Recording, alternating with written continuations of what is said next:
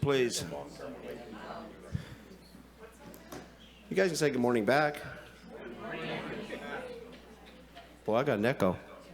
You want to turn your speaker off, Steve? Or else I can play Peter Frampton up here. Wah, wah, wah, wah.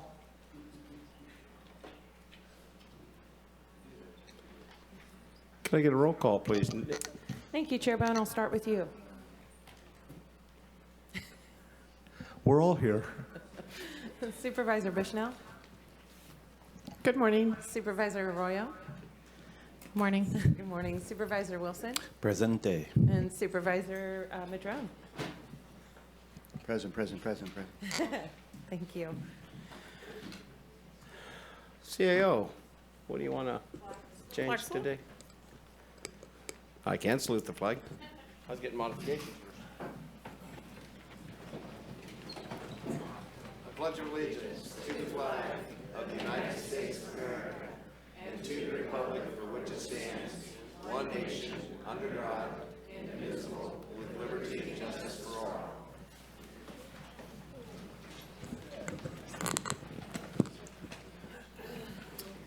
Back to modifications. Thank you, Chair Bohn, and good morning. There are no modifications to the agenda, but just for situational awareness, we are going to hear item J3 immediately following public comment on non-agenda items. Thank you. And with that, we got a few resolutions, proclamations, fun stuff.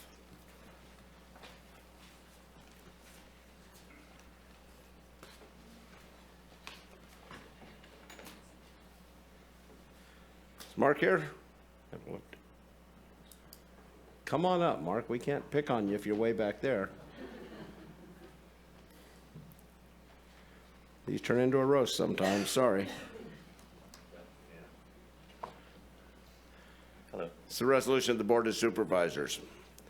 Whereas Humboldt County Department of Health and Human Services, DHHS, licensed clinical psychologist Mark Ramirez is retiring after nearly 16 years with the department. And whereas Mark was hired as a mental health clinician too in September 2008, promoting to supervisor mental health clinician 4 years later, and promoting again to senior program manager less than 4 years after that.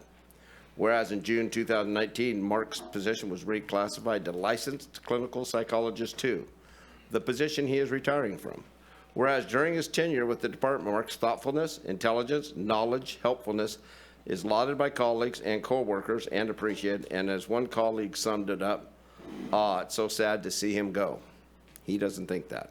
Whereas another colleague said, Mark has been a huge supporter of the crisis intervention team and a key participant in the crisis negotiation team, excelling at building, maintaining relationships with law enforcement and always being ready and willing to provide debriefing services to county teams and community agencies following traumatic events, which, by the way, do not happen 8 to 5, 24/7.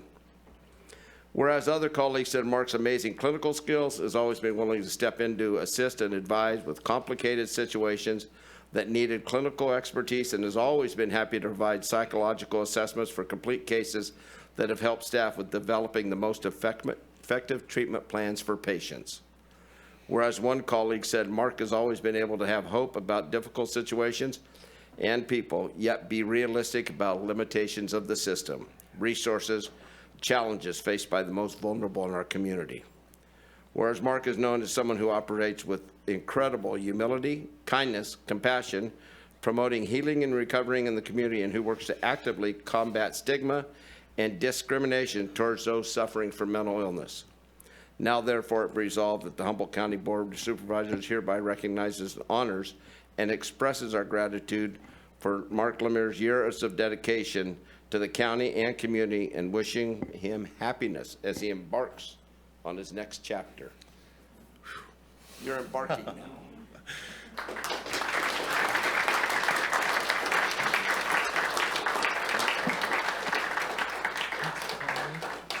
That's lovely. Thank you so much. Oh, that's awesome.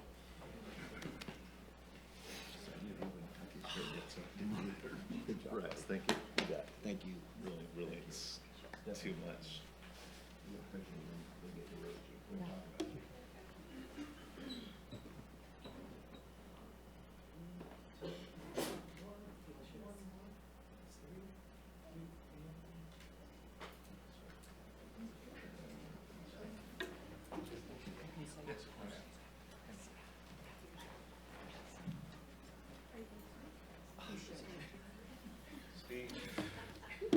Thank you so much. Really, it's overwhelming and unexpected and much appreciated. I've had a really fabulous time working for the county in all the various roles that I've had. I've been fortunate to have really good supervisors, from Jet DeCruz, who hired me, Carolyn Rim-Stein, if anybody remembers her. Certainly Connie, Emmy, and Paul have always been there with tons of support and encouragement. You know, mental health is always considered to kind of be in crisis. We've ridden through a lot of different crises, and despite the problems that come up as a result mostly of systems issues, hiring enough people, keeping ourselves staffed, the people that work there have so much dedication, and our community is so fortunate to have them. Not just me, but everybody, all the way down to the line staff, case managers, who help our most vulnerable folks. It's really been a privilege for me. I'm grateful. I'm going to hopefully continue on in some small way. And I appreciate the Board of Supervisors' support for mental health. It makes a huge difference. We're very lucky to have what we have in our community. And it's been a pleasure to have done this for as long as I have. Thank you very much.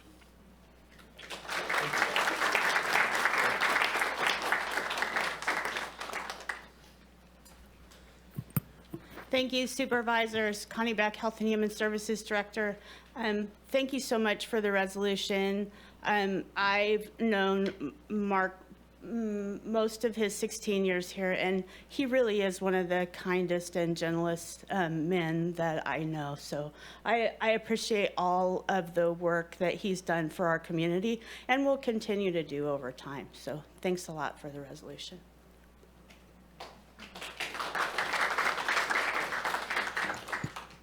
Good morning, Emmy Botzler-Rogers, Behavioral Health Director. Also, thank you so much. I want to underline what an incredible human being Mark is, and just what an honor it has been for me to work with him and have him on our team. I think the piece for me about just battling stigma and discrimination is work that he does every day. He lifts people up with dignity and kindness and compassion, and just reminds us all of our humanness, and allows our community to continue to heal and recover in really important ways. So thank you very much. Thanks, Emmy. Good morning, Billy Hansel, Sheriff. I just wanted to just echo all those same comments. Dr. Lammers is a truly special human being, and he was just such an instrumental part of our crisis negotiation team, crisis intervention team, things that are happening in the jail and in our community. He was always available. And I like that you said these things don't happen, Monday through Friday, 8 to 5. Because no matter what time Dr. Lammers was there, he was willing and able to come out to different various scenes, to talk to people, to have patience, to model what we want as far as compassion in our community, to both law enforcement, our community, and to the people in crisis. He genuinely cares, and that just oozes out of him everywhere he goes. And I'm so excited that he made it to this day, because we all like to see that day. And he did it, and he looks great. He's got that positive attitude. Sometimes when you work for government, after 30 plus years, you kind of get a little jaded. You got a little salty, you look like jerky walking out of here, But guess what? That happens to a lot of us the first week. Exactly. But look at this guy. I mean, you know what? He is again the model. And he said he wants to come behavior. back and help in some way. He does. He is coming back. We So got it in tether writing. him. I got it in writing in an email too. So we're definitely going to call him back. So anyway, Dr. Lammers, thank you very much, and thank you for recognizing him today. Appreciate Thank it. you. And as Billy said, these are sometimes bittersweet, because we realize we won't see some of these people retiring. And, at Cornelius Hill, we're not family. But it seems like it sometimes, but there's always that one person that always smiles whenever you see him. And you go, wow, I'm not going to maybe see that smile. So I think I'll bring Delia up here. Garcia, she's always got a smile, except right now she doesn't like this. There's that smile. It's a resolution of the Board of Supervisors. This is a long one, you guys. She's done a lot. Whereas Supervising Correctional Deputy Delia Garcia is retiring on August 31st, 2024, after 22 years of exemplary public service to the County of Humboldt. Delia was hired December 4th, 2001 by the Humboldt County Sheriff's Office as a Correctional Officer 1 and was promoted to Correctional Officer 2 on January 19th. And whereas Delia was appointed, it says 2023, but I know that's not right. Whereas Delia was appointed to the Gang Resource Intelligence Team on July 21st, 2004, where she assisted her local law enforcement partners in identifying, sharing information related to gang activity in Humboldt. She remains on the team to this day and since 2012 has served a leadership role on this team. Whereas Delia was promoted to Senior Correctional Officer on November 20th, 2005, serving as a first-level supervisor and training officer for the facility. She's received letters of appreciation from Captain Cherubellini on February 8th, 2006 for her part in delivering gang presentation to the local Rotary Club, praising her dedication, effort, and professionalism. This was the first of several letters of appreciation she would receive over the years for her gang presentations and outreach. Whereas Delia was assigned as an acting correctional supervisor on October 13th, 2006, to step in when one of our supervisors became ill, Delia fulfilled her duties effectively, capably during her short assignment. Whereas Delia was appointed to Senior Classification Officer on January 13th, 2008, and served in that role until September 2011. During that time, she instituted an electronic filing system for our classification records and continued her dedicated work with the Gang Resources Intelligence Team while managing all the complicated issues with our inmate population. Whereas Delia received a letter of commendation on March 2nd, 2010 for her work with EPD detectives in a gang-related homicide investigation, in large parts to her contribution, EPD was able to identify and arrest the suspect, and the victim's family was extremely grateful for her efforts. Whereas Delia again was appointed as acting supervising correctional deputy on August 4th, 2017, until she was promoted to a permanent supervising correctional deputy position on December 31st, 2017. Should have probably done that in 2006 and got through with all those interims. Delia joined the county's Crisis Intervention Team, CIT, Executive Committee in 2018, working with the county's partners to develop curriculum and scenarios for the annual crisis intervention training given to law enforcement and other local partners. Delia helped create the correction-specific scenarios to better train custody and staff in their unique roles. For her CIT contributions, Delia was named as a CIT First Responder of the Year in 2019. And Mark taught the class, didn't he? There you go. See, you're sucked back in here. Whereas Delia was selected as the Administrative Program Supervisor on January 27, 2019, where she oversaw the Programs Division of the HCCF focused on providing resources to the incarcerated population, including reentry services, educational opportunities, and other wellness programs. She was able to successfully continue many of these programs even during the COVID-19 pandemic. Whereas Delia has also dedicated herself to push for officer wellness, including bringing to light deficiencies with our county's Employers Assistance Program, which led to a new program being implemented. Delia was also a key member in developing peer support programs for the Sheriff's Office employees, often devoting her own time to help coworkers in need. Whereas Delia received multiple additional commendations over the years for her work on shift, including intercepting drugs from being introduced into the facility and her performance during critical medical emergencies and incidents. Whereas over her entire career, she was known for her dedication and passion to the Sheriff's Office and the people she worked with. She never shied away from a challenge, excelled in various leadership roles throughout her career. She has also had individuals who were formerly incarcerated thank her for helping change their lives. Now, therefore, it resolved, the Humboldt County Board of Supervisors, Sheriff William Hansel, and the staff at the Humboldt County Sheriff's Office hereby commend Supervising Correctional Deputy Delia Garcia for 22 years of service to the Sheriff's Office, and together wish her success in her retirement.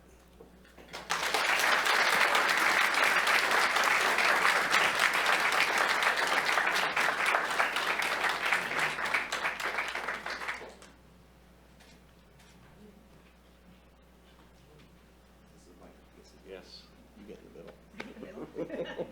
Yes. And I really like you because I'm not the shortest one up there with you here. Thank you so much. I get nervous when I get somebody comes around. For good reason.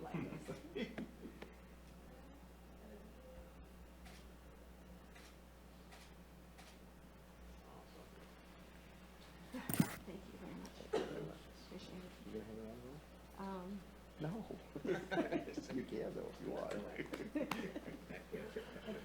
Well, you gotta say a few words.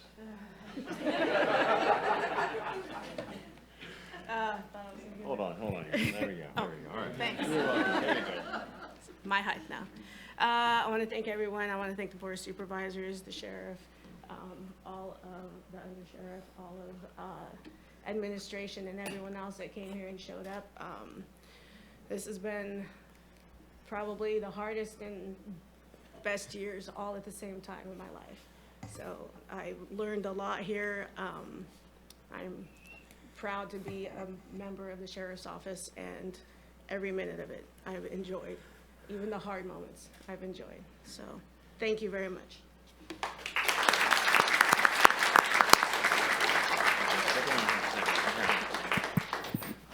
Thank you for recognizing Sergeant Garcia. She's an outstanding employee, and she shows up every day, excited to be there.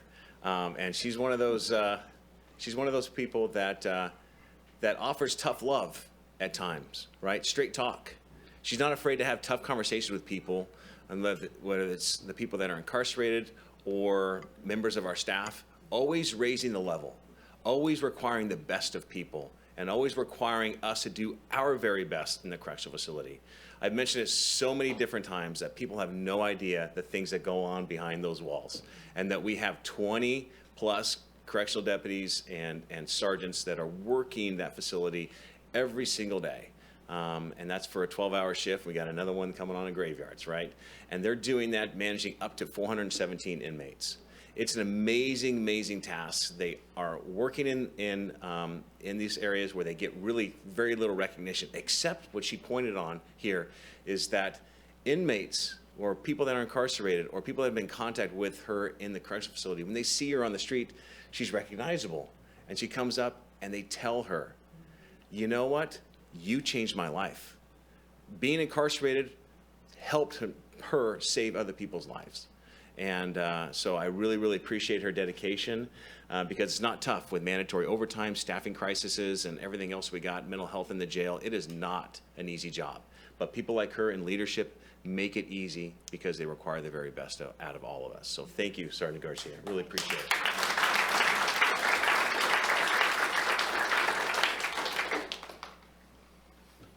Hello, Dennis Griffin, Operations Lieutenant at the Correctional Facility. I've known Delia for 30 years now. She's best friend of my wife's, and so when we got together, she came along as part of the package. And so, if I could go, but no. And pretty quickly we formed what would best be described as a sibling rivalry, where most of the time we argue about who's the more stubborn of the two. So, and it's funny because then a couple years later, I started at the jail and she was in her college phase still and had some people at HSU that maybe weren't, let's say, law enforcement supportive. And so she coined me with the nickname of Pig when I started here. Her nickname is Brat, if that tells you anything. So, but a few years later, all of a sudden, she's coming to work. And I wondered how this is going to work based on all of that. And shouldn't have wondered at all because she did great. As it turned out, I had a three-year head start on her in the career. And so she oftentimes came behind me, like she took over classification for me. And then same with the administrative sergeant position. She also worked for me as a corporal on shift when I was a sergeant. By the way, if any of you have ever tried to supervise your older sister, good luck with that. So, but she's been great. I mean, you list those long list of accomplishments, and that really just kind of scratches the surface for all the wonderful things that she's done throughout her whole career. And I'm happy for her today that she gets to have this day that she so well deserves. So thank you, everybody.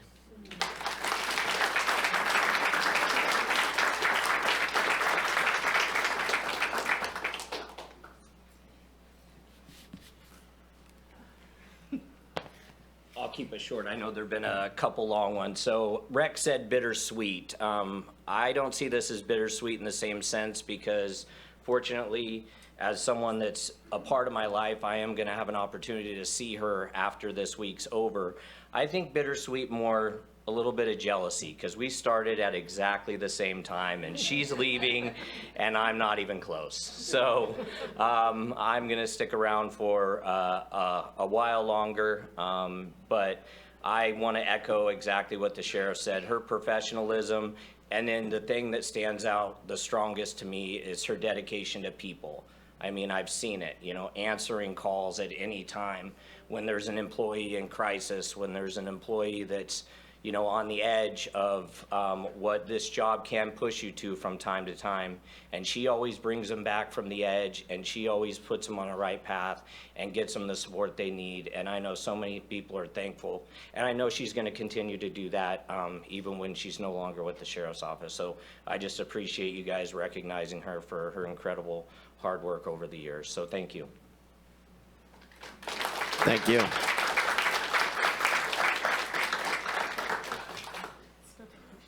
With that, want to say anything else? I'm good, thank you. Thank you. We'll wait. Go ahead. No. Your torture is over. Today we have a proclamation in honor of National Recovery Month. Whereas September is National Recovery Month, recovery happens in Humboldt County, celebrates more than 20 million Americans that have gained the courage to seek recovery and committed to a changed lifestyle, making better choices so their families and communities can heal as well. Something I said? Whereas Humboldt County has made a commitment to helping by providing resources and support to struggling people with addiction, as well as their loved ones, and encouraging active choices for a better tomorrow. Whereas we must encourage relatives, friends, and community members of individuals with mental health challenges to have a safe place to heal from the trauma and addiction has done in their lives. The trauma addiction has done in their lives. And whereas countless lives have been impacted by addiction and generational trauma, Humboldt County with no outlet or process to heal further feeding substances use dependency. Individuals struggling with addiction must have access to medications, therapy, group healing, spiritual means, sometimes someone to listen to. Addiction is unique for each person, and we must embrace and encourage individually focused treatment and healing through friendship and community support. Whereas our communities are filled with people struggling with addiction in silence, unbeknownst to family and friends. On September 7th, 2024, let's walk beside one another, reminding those struggling with addiction that they are not alone and that recovery does happen in Humboldt. Whereas we find ourselves with gratitude for the professionals working in our local justice system, who are working diligently to effect change in the Humboldt County community, addressing addiction and mental health challenges through innovation interventions. We are thankful for the professionals working in mental health field, counselors, therapists, behavioral aides, social workers, substance use treatment facilities, and more for their compassion, empathy, and perseverance, helping people through their recovery process. Whereas recovery happens in Humboldt County was started by Crossroads Treatment Facility, Humboldt Recovery Center, and substance abuse counselors in the county who saw a need to unite the community and advocate for people in recovery. For those who have been struggling in silence, we want you to know that you are not alone. You are more than your addiction. You can do this. Celebrate Recovery Out Loud and join us September 7th, 2024 at Sequoia Park for our annual picnic, a free barbecue, burgers, hot dogs, chili, with trophies and bounce houses for the kids, because you need to do this with your family. There will be a tribal drum circle, 2 entertainers, as well as raffles for continued events like this. Now, therefore, it be resolved that the Humboldt County Board of Supervisors recognizes September as National Recovery Month and invites residents of Humboldt County to join in celebrating recovery.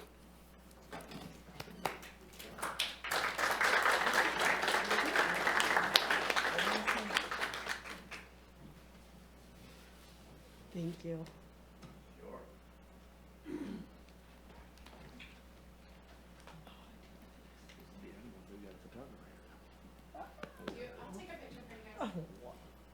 We do have a photographer. I sense that you want a picture. Yes, please. That's funny. She said I have sense. All right, 1, 2, 3, and smile. Yay, recovery. Okay. for Ansel there. Thank you. Thank you. Thank you. Thank you. Thank you. Good job. So I just want to thank everyone in the community that helps put this this together. It's an honor to be able to watch this event grow. The first year, I think there was 78 people, and last year there was over 600. And so, you know, as we continue to work on helping people in our community that struggle with addictions and mental health, I hope that the support continues to help also. And thank you so much for everything, you guys. Thank you. Hi, my name is Cecily Rio. I'm on the Recovery Happens picnic board, and just super grateful to be here. Really glad that you guys had this proclamation today. That's all I got. Thank you. And I don't know if is there anybody here for the craniofacial acceptance speech. This is on here because the CCA began celebrating craniofacial acceptance month in 2005, and I happen to know a young man, Chase, that basically this is where your brain outgrows your head. And he actually, at 5 years old, had his skull split, widened up so he could accept his brain. And he just got accepted 3 weeks ago from his doctor to play contact football at 9 years old. So it meant a big deal. His parents wanted this, you know, it's in the record, and I won't read it now, but they did want it in the record. But it, kind of neat watching that kid run around with reckless abandon and overcoming this. So it's just one of those childhood diseases that doesn't get a lot of light, but we should be aware. So thank you.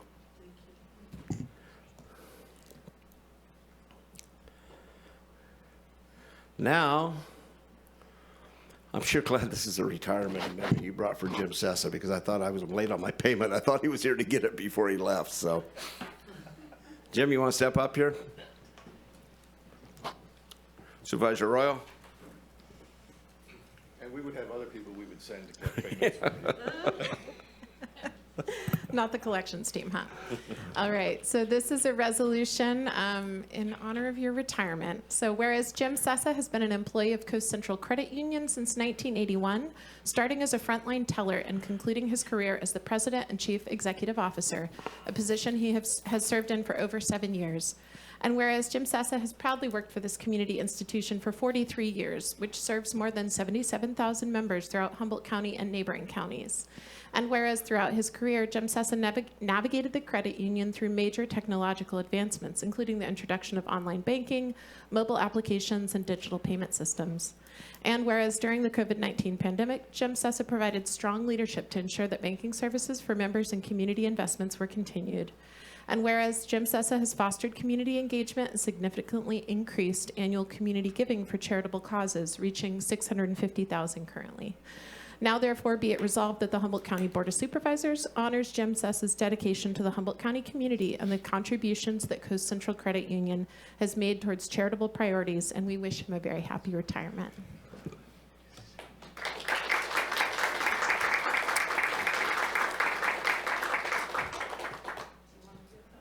Oh, we of course. Do you guys want to take it? Oh, get up here, you guys. No. They're not retiring. Go there. Oh, thank you so much. Yep. Gotta have the new guy. It's public service at its. Yes. All right, here we go.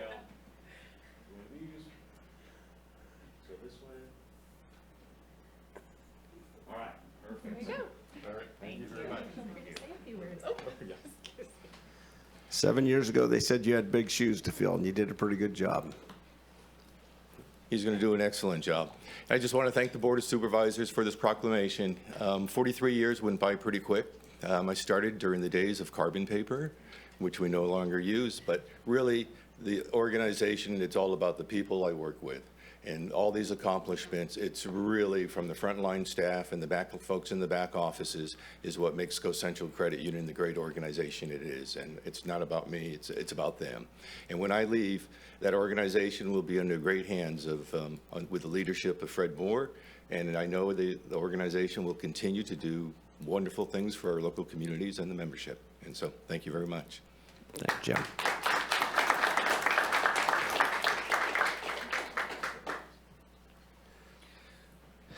Mr. Chairman, Fred Moore, Chief Financial Officer, about to become President and CEO. Had a few words that I wanted to share, but I'm kind of stuck with Sheriff Billy's comment about human jerky. It gives Slim Jim a whole new vibe. I hope I'm not there already. As you know, my father was in one elected office or another for 53 and a half years, serving his constituency here in the county of Humboldt and the city of Eureka. And there was one piece of advice that he gave me that I actually listened to, and that was, son, don't follow in my footsteps. The best you can hope to do is please half the people half the time. My wife and I were fortunate enough to raise two daughters. I could barely do that in my own household. So kudos to you for your public service, but I think his legacy of commitment, public service, and dedication is mirrored in that of Jim Sessa. 43 years with the same company, starting as a frontline teller. Our job as leaders is to leave this institution better than we found it. And he certainly did that and also leaves big shoes to fill. So thank you very much. Thanks, Fred.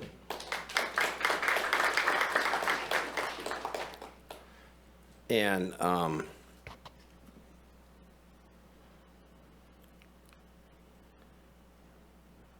don't I'm missing something here. Sorry. Do Warren and then Brad? Real quickly, Warren Tyndale, if you guys ever went to a military funeral in Humboldt County, Warren was head of the Mad River Honor Guard and up till his 90s, taught school in Arcata and McKinleyville for 30 plus years and got into real estate, and he was probably one of the finest gentlemen you'd ever want to meet. So he has passed on. I know Supervisor Arroyo has served in a couple of those in her role as Coast Guard Reserve, and we need to get more young people, and because people like Warren are, and it's great seeing those and honoring our veterans when they do pass. And Warren was very adamant about it. So we're going to close in his honor. We're also closing in Supervisor Arroyo. Sure. We're adjourning today in memory of two wonderful people, and I do want to say a few words about Warren, but I'll save it till the end. We're also adjourning in the memory of Brad Medham. And I'm not sure, but Brad's wife, Diane, I believe is online, and so we'll give her the opportunity to say a few words as well. I had the privilege of working with Brad in his role at Caltrans when I was both on the Eureka City Council and in a nonprofit role, often partnering with Caltrans on projects. And Brad was just such a lovely, positive person. I also got to see him in his role as Rotary Club of Eureka president, and he was a passionate Rotarian and Rotary Club member, and just an all-around lovely man. And I had the privilege of meeting his wife briefly recently as well. So I know she's here with her family online, and would like to give her the opportunity to say a few words as well. That'd be great. And so Diane, hope I still get to see you out in Cutting sometimes, if you'd like to say a few things. Oh, absolutely. Can you hear me first? Perfect. Oh, good. Brad was a lovely, kind man. That was what attracted me to him. We were together for 48 years. He was also a fun man. Life was a joy with him, but he was so dedicated to his work. He loved Humboldt County. He loved Eureka. He loved helping people, and was so proud of the work he was able to do here and the support he received from the county and the city. My daughter Joy is here, and my son Dave, I'm not seeing you. They'll be here for the service on Saturday, and please, you're all invited at 11 o'clock at the Methodist Church. One of the dogs is in my lap because Brad loved dogs too. We never had a home without a dog, or two, or five. He would be so honored that you were talking about him and praising him today, because he worked for the love of the work and not for the glory. But it's wonderful that he gets the glory, and I thank you for that so much. And all the wonderful words that I have heard and the wonderful things that have been said about him. Thank you. Well, you don't get to be president of 2 Rotary clubs in 2 different states. You don't get to do everything he did, and then the respect he got from the people he worked with. I worked with him a lot and on issues, and he was always quick to return a phone call and actually quick to fix a problem. So what a guy. And I know your both of your dedication to God and your church are going to help you get through this. So thanks, Diane. Supervisor Madrone. Thank you. Excuse me. Thank you, Chair. And so, as you all know, Brad was a tremendous asset at Caltrans, working on our very important transportation systems. But he also is a member of Area 1 Agency on Aging on the Advisory Council. He and Charlie Fielder, who used to be the director in our local Caltrans district, both served there as legislative representatives looking out for our senior population in Sacramento. And I want to thank Brad for all that dedicated work that he put in for our community. And I wish you all the best, Diane and your family. And he is going to be loved and remembered for a long time. So thank you. Thank you. Yeah, you kids should be proud. Your dad was a hell of a guy. Supervisor Wilson? Yeah, I want to. My intersection with Brad was really around Caltrans over many years, not just recently. And I want to say that organization has been transitioning from just an organization talking about moving cars to one that has really started to take responsibility for the impacts of the highway system on our communities and how when it moves through it. And I want to say that transition came from the inside. Like, there was a lot of folks that were talking about this from the outside, but Brad, from the very beginning, was a person who took seriously and responded with empathy and action within that organization to help move not just projects but policy forward in that organization to help make those communities safer, because he really believed that there was a responsibility to do that. And I just want to acknowledge that he took that very seriously, and he did it with compassion and joy. Honestly, it was fun to work with a person like that who really put his heart into making his community better. Amen. Supervisor Bushnell? Thank you to Diane and your family. I'm so sad and sorry for your loss. I met Brad through my job here as in his role as Caltrans, and instantly felt a friendship with him. He was so kind and gentle, always took time to call me back and apologize. It used to make me laugh. Apologize that he wasn't available at the time, and really listened to me and issues that were in the 2nd District. And I didn't know him personally beyond his role in Caltrans, but I could tell that he was a person that really cared about people and just really worked hard for the people. And I am so sorry for your loss. And like Supervisor Bohn said, your faith in your church will get you through. Amen. Amen. Thank you, Diane and family. We really appreciate it. And thank you for being here today. And thank you all. You bet. Well, with that, I'll bring the consent calendar back. Supervisor Arroyo? Thank you. I wanted to comment on a couple of these items beyond what, was in the, and already said. I did want to take an opportunity to say some appreciative words for Dr. Lammers. I didn't have a chance to work with you as much as I would have liked, but you were always kind of in that orbit of the community in this way that I kept hearing your name and in conjunction with good things. And I also got a chance to see you at work at the community meeting that the City of Eureka hosted in conjunction with the county about mental health and awareness about mental health. And you were so very kind, articulate, and compassionate. And so the words that everyone else said, really matched up with what I got to see there. And I was so grateful that you were on my team. It was like, expressing the compassion and breaking that stigma was really evident. And I just wanted to say thank you for all your work. I also want to switch gears and echo that appreciation for the life and community contributions of Warren Tyndall.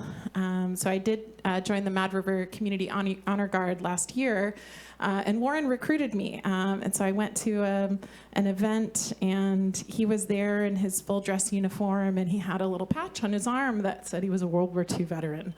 And my grandfather was a World War II veteran, but he died many years ago. So I was shocked to meet someone who was out and about, at that time looking healthy as a horse, and out there, still doing this volunteering with the Honor Guard, and who was a World War II veteran. And, in that moment, I was like, well, if he can do it, I can do it. So I started showing up for a number of memorials with the Honor Guard, and I didn't get a chance to do many with him because his health started failing recently. He was 97 years old. And lived an incredible life, but also really gave back in these final years through the Honor Guard. And that's a group of volunteers from a variety of military services who get together to perform military honors for funerals.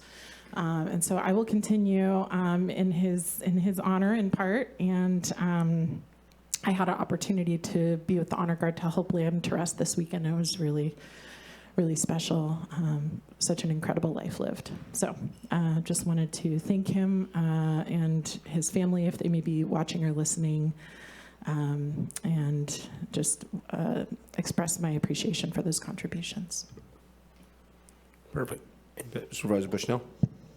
Thank you. I'd like to also just say congratulations to Dr. Lammers and to Sergeant Garcia on their retirement. I also just really would like to highlight the National Recovery Month in Humboldt County. People sometimes don't have patience for people that are going through addiction, and unless you've lived that with a family member, I think most people have had a friend or family that has gone through addiction, and it is a terrible thing to have to deal with family, and then sometimes recovery takes more than once, sometimes 2 to 3 times. My son recovered from alcoholism when he was 25 years old, and he has been 7 years clean, and it's amazing that he was an alcoholic so young, and then now in recovery, a dad of 3 little girls. And I had no patience for it. I was like, what are you doing with your life? And through his addiction and recovery, I learned a lot. Through my mom's addiction and recovery, well, she didn't recover, she died. I learned a lot. So I just really want to highlight that it's, if you don't have patience for it, try, and just try to understand, because addiction's a very hard thing to go through. I also will make a motion to approve the consent calendar. I'll second the motion and speak to it, if I may. I also want to thank Dr. Lammers and Deputy Garcia and the folks that are doing, organizing Recovery Month events. And I've said this before, for those, the fabric that holds society together requires a network of menders, because it has some, frays on the edges and even within, and so it's nice that we celebrate those folks who've had careers doing that, and those who are continuing to work in those spaces. It's a long line of folks doing that for a long time and will continue, and so we need to just be ever thankful. So that's it. Thank you. Could I have Supervisor Bushnell? I just want to say one more thing, if I could. I want to say thank you to Isla Drummond from the Alder Point area. She's going to be appointed to the Alder Point Water Board, and we lack folks that want to volunteer on boards, and so I'm very glad she's willing. There was a couple resignations there, and so they didn't have a quorum. And I just want to remind the community that if you want to do public service, this is a great way to do it, and it's very needed in all communities. All right, with that, I'll open it up to public comment. The public would like to also thank those retiring and condolences for those who passed. I wish I could be optimistic and say these people are replaceable. I hope the younger people will listen and see after 30 years the thank you these people get and the fulfillment they had in their jobs and apply for jobs with the county. That would be wonderful. You can see how a person who comes to work every day in the jail there under very difficult circumstances just love to be there. And so maybe that's something some young people should listen to. I also wish to shout out a thanks to Warren. He reached out. My father was a World War II veteran, reached out to us, our family, and offered their ability to commemorate my father in the manner. If I recall right, Warren, I think I went to school with his daughter, Debbie Tyndall, and I think he drove a really neat car. I don't know if he still had the car, but in the time he had a really neat car. So it's important to remember people out here. I really appreciate you folks remembering people when they've passed, because you see how important it is to the families who have lost their people. And thank you for remembering those people, and thank you for the opportunity to thank you today for what you do here. Seeing no other public comment, I'll bring it back to the board. Chair Bohn, I do have a caller on. Oh, I'm sorry. That's okay. Please, Nick. Caller 0151, *6 to unmute. You'll have 3 minutes. Hi, I just wanted, this is Dottie from Southern Humboldt, and there was a fellow that we were trying to help in Southern Humboldt that had quite a long story and a very difficult one, including a death of his wife, and he was working with local agencies to try to get into rehab, and it took him 7 months and having his child taken away before he was ever given the opportunity to go. It was heartbreaking to watch the struggle that he went through, including going to the hospital because he tried to stop drinking on his own and ended up seizuring and being in the hospital for quite some time.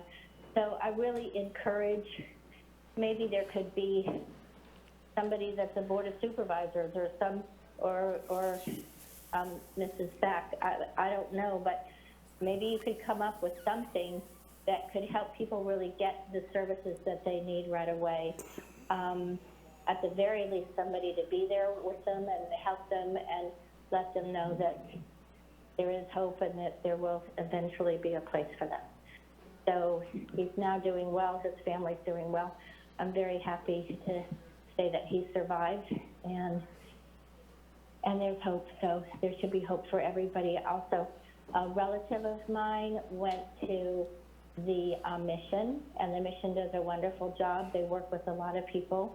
He had an issue, whatever that issue is, I don't know for sure, but he did leave and froze to death that night when he was asked to leave. So he did what he was asked, and he died because of it. So instead, if there was some place where if somebody's asked to leave, it could just be that the sheriff could be called, and there could be some kind of question as to what's going on and if there's any resolve. Because I don't think that because people have a problem, whether it's a mental health problem or an addiction problem, that they should just leave and die. And now we have cold weather coming up, and there's no extreme weather that I know of. that's set up yet, although there is a group of people trying to work on it. So let's step it up and let's make sure people don't freeze to death, especially if they have an addiction issue and they're feeling freezing inside because they're so alone and so sad. So let's make sure that doesn't happen.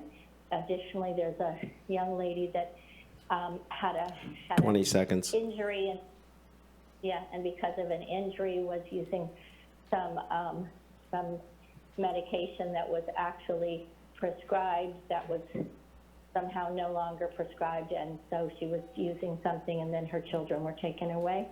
And because her children weren't taken away, she didn't get any help. Thank you, Dottie. All right, seeing no one else. Nikki, anybody else? No, there's It's been nobody moved else and on. seconded. Supervisor Madrone? Thank you, Chair Bohn. I just also wanted to thank everybody that's working on helping folks in recovery. You know, sometimes I think people think it's a one and done thing, and those that are in the business to support people in that change, no, it's not. It's a lifetime of effort, and really it becomes successful once the individual really starts wanting to make those changes. And so that takes that longevity, as exemplified by a couple of our honorees here today. So I just want to thank all the staff out there in both the Sheriff's Department, Correctional, as well as DHHS, for all your dedication to trying to help people through these very, very difficult things, because we do know that recovery does happen, and it wouldn't happen without you. So thank you. And it hits all corners of society. With that, it's been moved and seconded. Thank you, Thank you. Chair Bohn. Supervisor Wilson? Yes. Supervisor Arroyo? Yes. Supervisor Bushnell? Yes. Supervisor Madrone? Yes. And Chair Bohn. Thank you, yes. Thank you. Motion carries 5-0. With that, we're going to go a little bit out of order and go to J3.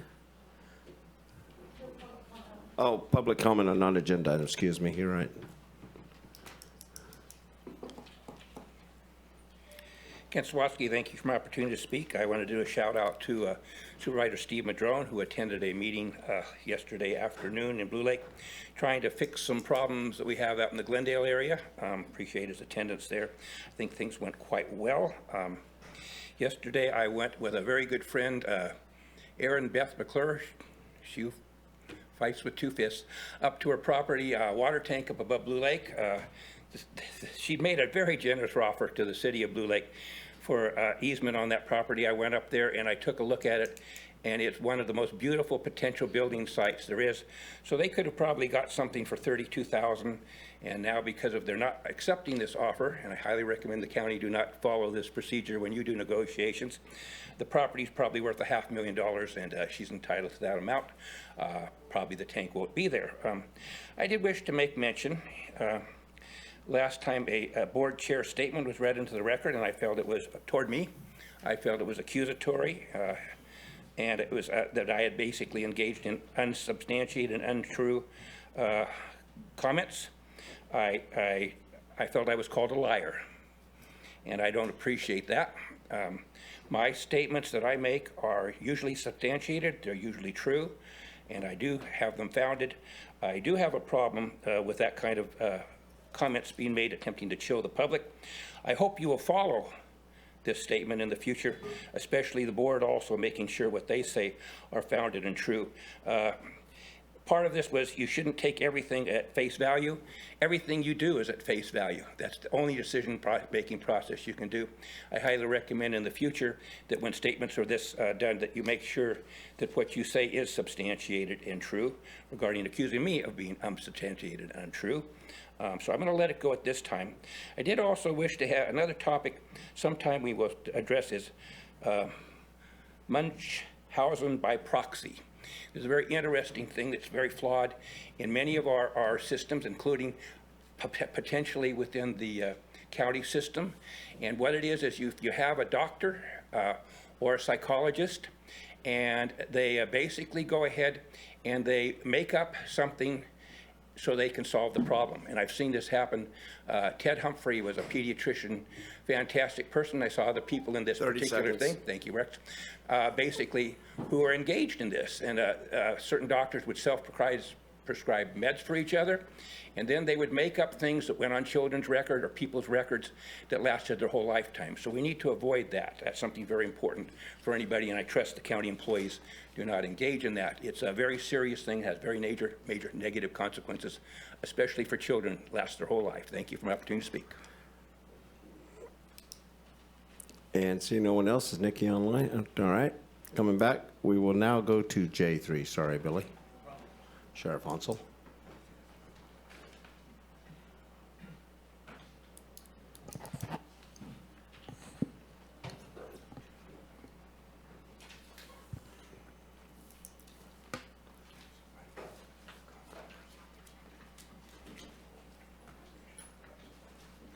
Good morning.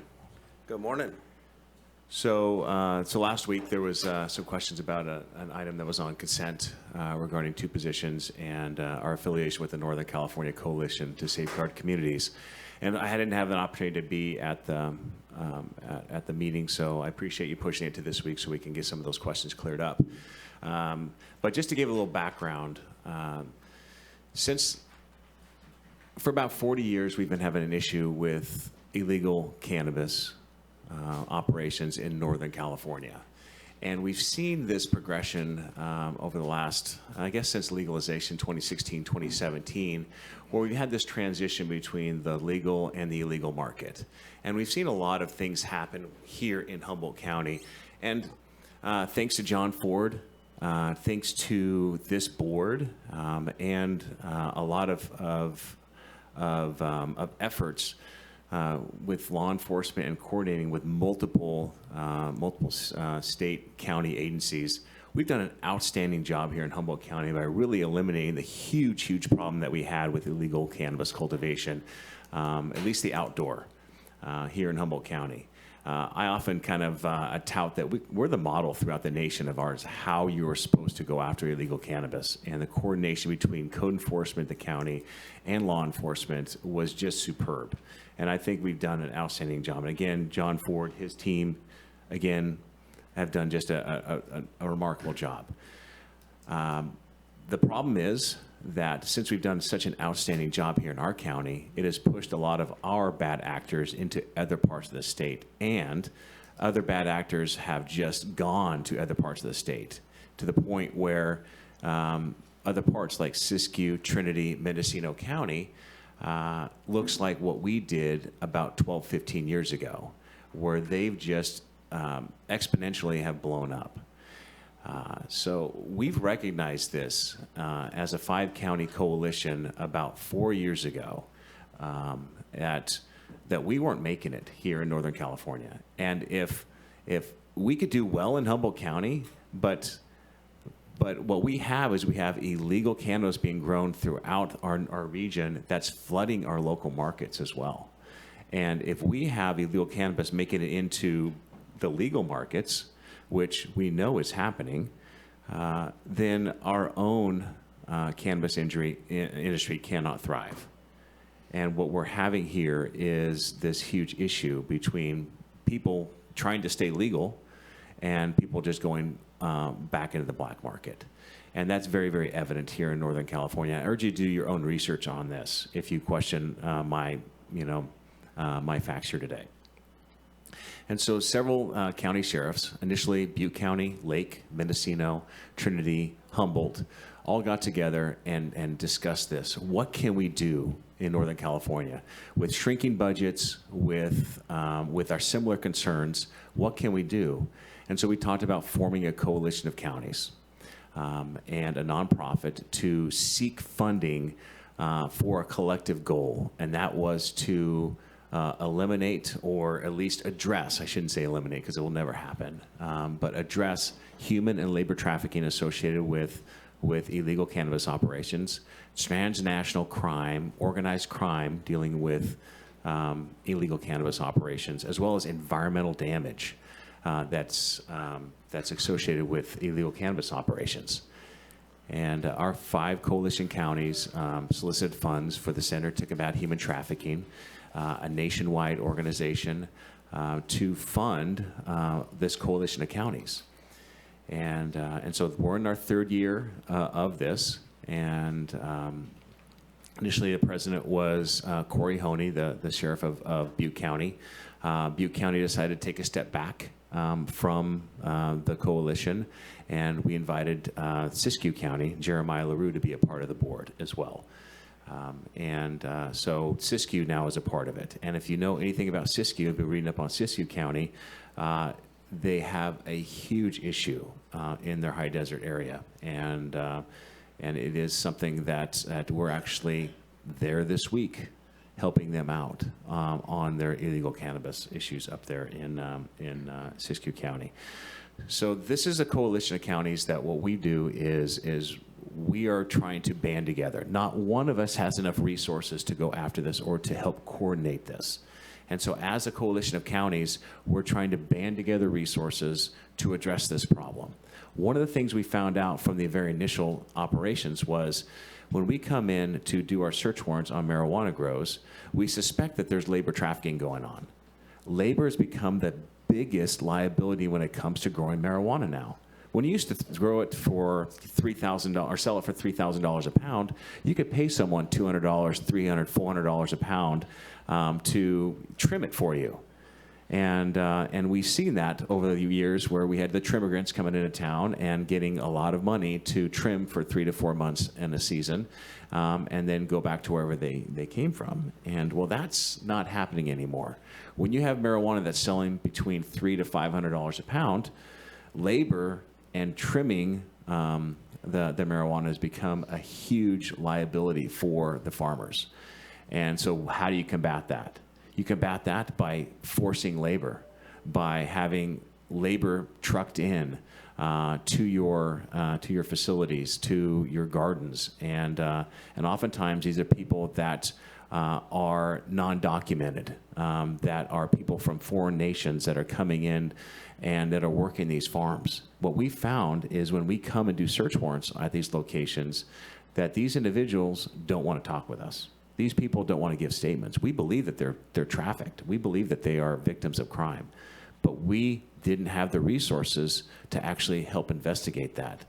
And so this coalition of county, through working with victim services and forensic interview specialists, what we're doing now is creating the ability to having civilians come in to our scenes and to interview suspected victims of trafficking, and to provide an area to where we can help them, identify them, help them, and bring them into an area where they can actually seek help.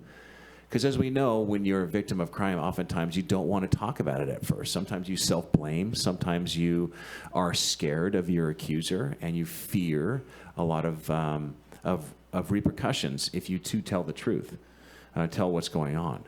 And it's often like an onion that we peel back. And this is part of that onion that we're peeling back in the first layer when we provide an opportunity for someone to get an alternate location, to seek help, to seek interview and those kind of things with a forensic specialist, for an interview specialist, for a victim advocate.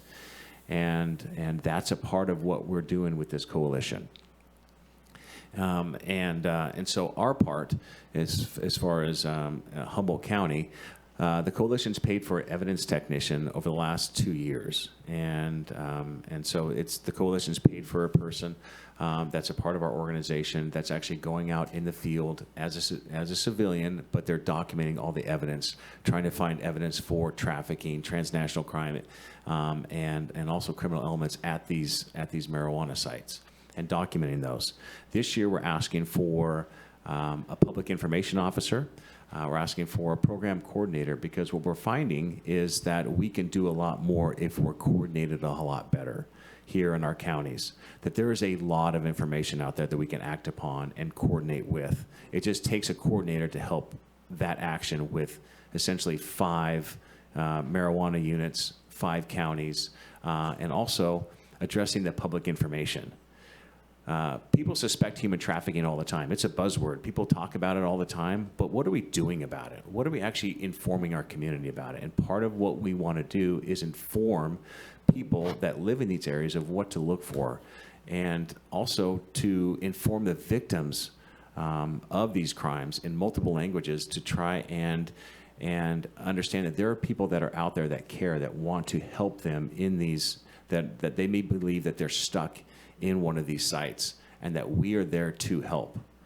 Also to set up a tip line to act on those tips and to help coordinate the response for those tips.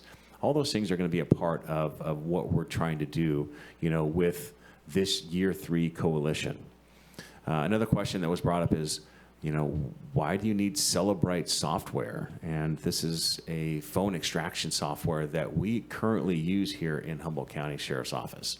It's already a part of our repertoire, so to speak, that we use this, and other agencies here in the county also use this, as well as the state. What this does, it's a forensic tool. We have cell phones now. These are our computers. They have more computing power than a lot of computers just 5 years ago. And we're finding that every grow site, we have people that have their cell phones and with communications and that kind of thing. We know that the big bosses aren't at the grow sites. We know the big bosses are not there. And, but we want to track them down as much as we can and try to help coordinate that. Part of that is by writing search warrants to seize cell phones, computers, and those kind of things. We can seize phones on scene that we believe are associated with criminal activity, and then bring those back to our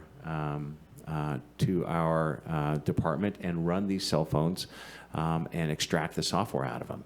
This is not something that we don't act without a search warrant or a consent or someone who's on probation. There's a Fourth Amendment right here. We want to make sure that search and seizure is done in a correct manner. And we want the evidence to be supported in court. And if we don't utilize a search warrant, if we don't have consent or the ability to look in that phone, the evidence will be thrown out. And so we do everything as far as the rule and law of evidence. And the Celebrite machine, the Celebrite software, how it's extracted also has been something that we've been able to use in court. We've prosecuted cases here locally regarding the cell phone extraction, the data we found off of these. This is widely used throughout the United States. It is a trusted company, trusted software, and this is going to give us the ability to definitely utilize this. And so that's why the proposal was made, and this is why we had this is a part of this proposal, and this is what we wanted to purchase with this grant funding.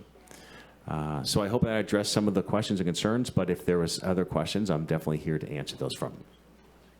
The one that jumps out at me is we can't use the Celebrite we already have for this. We can't cross over and use what we already have. So we have so many phones that we are actually currently doing right now, okay? And also we want to bring this out into the field and do cell phone extractions out in the field. If I have a search warrant for this cell phone, I have to bring it back to the company or back to our office here. This to run gives you it. mobile ability. This gives me mobile access. We can plug it in. We can utilize the cell phone extraction out there, and then give someone their phone back, essentially, so we don't have to seize that phone as evidence. It's the information on the phone that's the valuable part. And then, I mean, we always talk about it, we're at a 15% tax rate, I think now is what we're doing. We can probably get our money back just on the tax rate, because it's estimated that just from Trinity Pines, there's between 600,000 and 800,000 pounds of cannabis coming into Humboldt County. Hearsay, there was a few thousand pounds brought in, sold for $200, and sold for $4.25 as Humboldt marijuana. So there is 1,100 parcels on Trinity Pines and close to 6,000 grows. And I've got pictures on my phone. It's absolutely amazing. So I talked to the senior officer at the water quality, and I talked to the supervising officer out of Reading for marijuana eradication for Fish and Wildlife. And they basically, in a nutshell, said it's so big we can't handle it. That's but right. There's also 800 to 900 illegal wells. But they say there's no money to recover up there, and I don't know if we're supposed to recover money or fix the environment. So I appreciate this. I'll bring it back to the board. Supervisor Bushnell, and then Madrone. Thank you, and thank you for the report and explanation. I appreciate that you your department with budget cuts this year, well, past couple years, has really went out and sought out grant funding for these positions. You used to have 2 PIOs in your department, now you That's have right. 1. And is there an opportunity that these positions could cross over while they're being funded by this grant? Yes, so there's, the goal is for them to fulfill the grant obligations, but they understand that there may be bleed over operations, that if our PIO is not here, that they can fill in for those duties. And there's going to be a learning curve as well.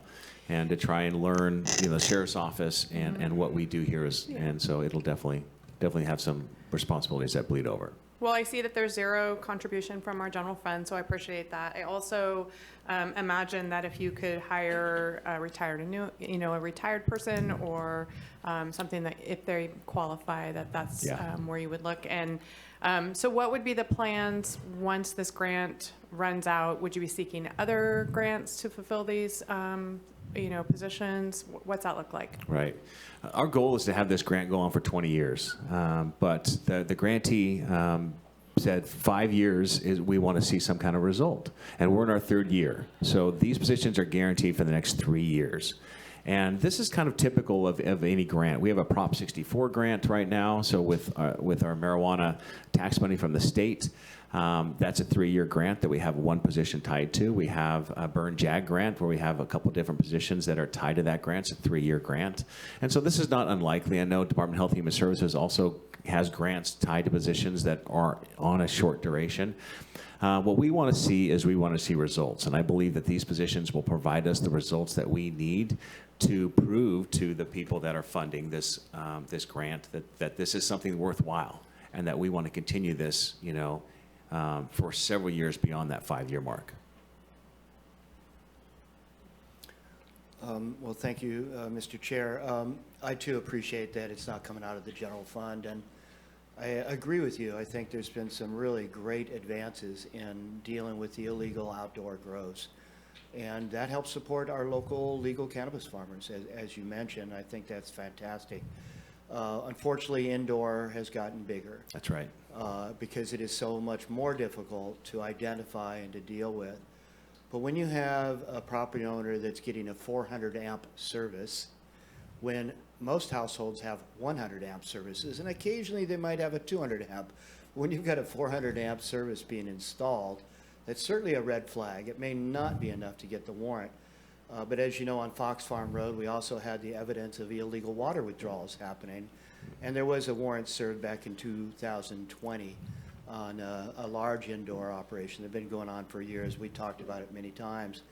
And I know how difficult it is, but what amazes me is that once the warrant is served and it's discovered that they are in fact involved in illegal cannabis operations, our primary goal is compliance, and I appreciate that. But there's simply no fines for them. They have to clean up the operation, and then half a year later, they can just go back right at it, because there's no fines, there's no fees. If they get a notice of violation, notice of abatement, they got to clean up in 10 days, pull the lights or whatever it might be, store them, and then half a year later come back and do it again, because there's no penalty for it. So there's not a lot of disincentives for just continuing to do indoor and just bring it back, even if you've been abated. So I hope that at some point as a board, we can think about what other measures we might be able to add to our enforcement of those kinds of situations. Because until we make it to where, there's serious repercussions for doing it, people are going to just keep putting the lights back in and do it again. Because it's indoor and you just don't know. But I do appreciate the incredible efforts that have been made to support our local legal farmers. And this is part of that. And so Butte County had to pull out, I'm guessing, for financial reasons. Just a different focus. Yeah, they're still a part of the coalition. They're providing support to this, but as far as leadership goes, they just had to pull out. And in Butte County, it's only personal use growing. I don't think they allow any commercial. It's a banned county. Yeah. Yeah. Exactly. But you're right about Siskiyou. I mean, it's blown up over there in a massive way. We talk about that a lot in our North Coast Resource Partnership. In fact, we have a presentation from our illegal cannabis subcommittee at our next meeting coming up and stuff. So I'm sure they appreciate becoming part of the coalition and the support they can Yes. get from that. So thank you for your efforts on this. Thank you. And Yeah. Supervisor Madrone, I appreciate your comments today. You know, when the state passes a Prop 64, if you're growing 7 plants or 700 plants, it's a misdemeanor. You know, and so when you have some environmental damage or crimes, that's when felonies kind of tag along. But yeah, I would support definitely a local ordinance, fine schedule, those kind of things. I think that would be ideal because as we look at this is for financial gain.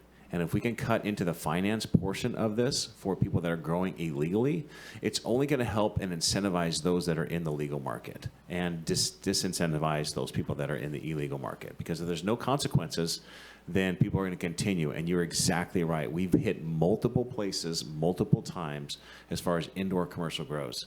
And it is frustrating for us, for sure. And PG&E pulls their meter every time, and then 6 months later, they have the meter back, and fines are paid as far as PG&E is concerned, and then the switch is flipped back on. Yeah, it's amazing they can even get a 400 amp service when there are businesses in Garberville and all kinds of other places that are still waiting for Yes. legitimate legal hookups and stuff. And here we're putting in 400 amp meters in places that there's no reasonable purpose for a 400 amp meter on residential property. I mean, it's just, what could that possibly be for? Right.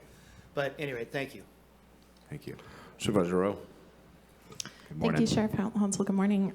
Well, the original reason I asked to pull this was a few procedural items, and it wasn't as much about the focus on illegal cannabis, Sure. which I think is important, as you've already laid out. Initially, this caught my attention because it's adding 2 new positions. During this time where we've said that we are not adding new unbudgeted positions, that stood out to me. And I heard you say that there were 3 years of funding, which is great. And in the notice of award letter, it just says that it's 1 year of funding. So I didn't know that there was any guarantee of 3 years of funding. But that was why I originally, had concerns about it. We do have some grant-funded positions, but we're really striving not to add new grant-funded positions that are, permanent county positions. So I'm not sure if from an HR perspective, there was any opportunity to make these, temporary positions, or whether that's something we even do in our county positions. Could you add a little nuance there, you or the CAO? Well, I think what we've seen in the past is that we have actually put that on the job application. This is a grant-funded position.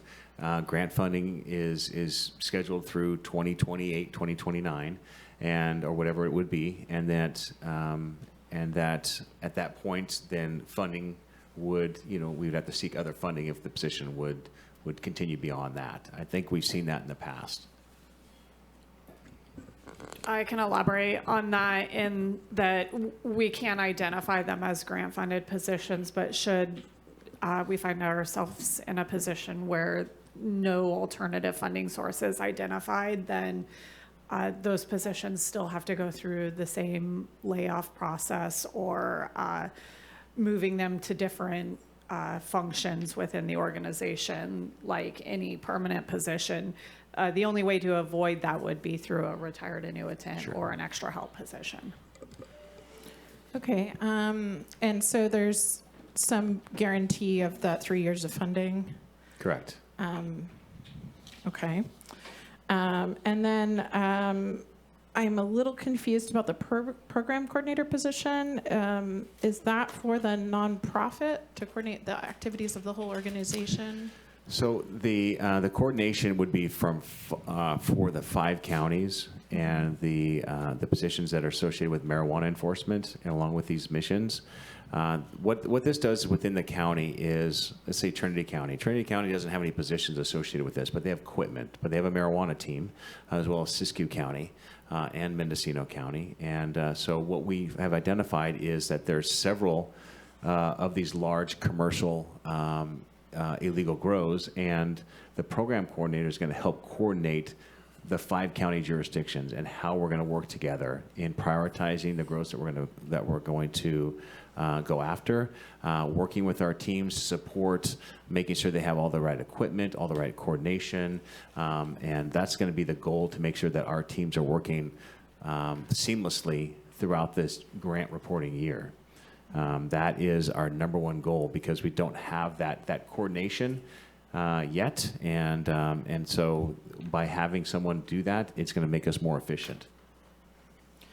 Okay, I think, for me, this is, well, we do have some unique relationships that are public-private partnerships or with nonprofits, here in the county. I think, to be honest, this one's just a little bit unusual. The 501c3 listing is, here at the courthouse. The address on file for the Secretary of State, is the courthouse. And it was unclear to me kind of where the program coordinator position falls, and whether that, frankly, I would prefer to see those positions filled within the nonprofit structure and not in the county for grant-funded temporary positions. That was kind of my thought at the outset of this.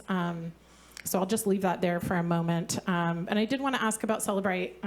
So similar to, when we put up the cameras along 101 or along the, entrances to the county, we did have a policy about that, explaining to the public and, internal processes for how that data will be utilized. And I think the community is similarly a bit concerned. I've had a couple of folks reach out to me saying, they'd like to understand how this equipment is used. So, if there was already a policy on the books from years ago before I was on the board, I don't know about it. And so, I'm hoping you can just provide more information about how this is used so that people know what the sideboards are. Because I think, because this is mobile technology that can go into the field, people understandably have questions about how their personal data can be accessed and when and how. And you already mentioned that it was with a warrant, but, I'm just thinking of that whole conversation about the camera usage and how we went into a little bit more detail with that. Yeah, no problem. Again, I take everyone's civil rights very seriously. As sheriff, that's part of my job, to make sure that constitutional rights are adhered to. When someone violates the constitutional rights of another, then that's when law enforcement steps in. So I appreciate the question. I appreciate your constituents' concerns about, making sure that the constitutional rights are adhered to. We have a policy 807 of our Lexipol policy, which is online, and so you can go to the sheriff website, HumboldtSheriff.org, look at our policy and read it for yourself. But it's strict requirements that we have to have a search warrant, and we have to have a criminal case filed, so to speak, to actually go in this direction, or consent. And I'll give you an example of some consent sometimes. Sometimes we have missing persons cases or a runaway juvenile, and so there may be a cell phone there associated with the victim of the crime, and the parent brings a cell phone and says, I don't know who my daughter's been speaking with, but here's their cell phone. Can you please extract the data so we can figure out who she last spoke to? Absolutely. The parent owns the phone, can provide that access to us. We plug it in, we download the information, we figure out the person's been speaking with another person that lured them away, or is possibly at a friend's house, and that we follow up instantly on that access. It's something that, again, is life-saving software. And then also, it is essential when we go to court that we have evidence that supports the charges that we're going after. The district attorney wants evidence to prove a crime beyond a reasonable doubt. That is our concern. And so this extraction software provides that element. And again, this is we write the search warrant, but a judge orders the search, right? We can ask all day long from a judge, hey, we want permission to search this. This is our probable cause. The judge reads the probable cause and says yes or no, based upon the evidence that the judge has in front of them. And so that's what we're utilizing on these illegal marijuana grows. That's what we're utilizing in this people that have these organized crime, transnational organized crime syndicates that we're trying to break into, that are in charge of these labor and human trafficking cases. So that's why this is so important to be a part of this. And again, if we violate someone's constitutional rights by illegally searching their phone, that's something that we cannot use in a court of law.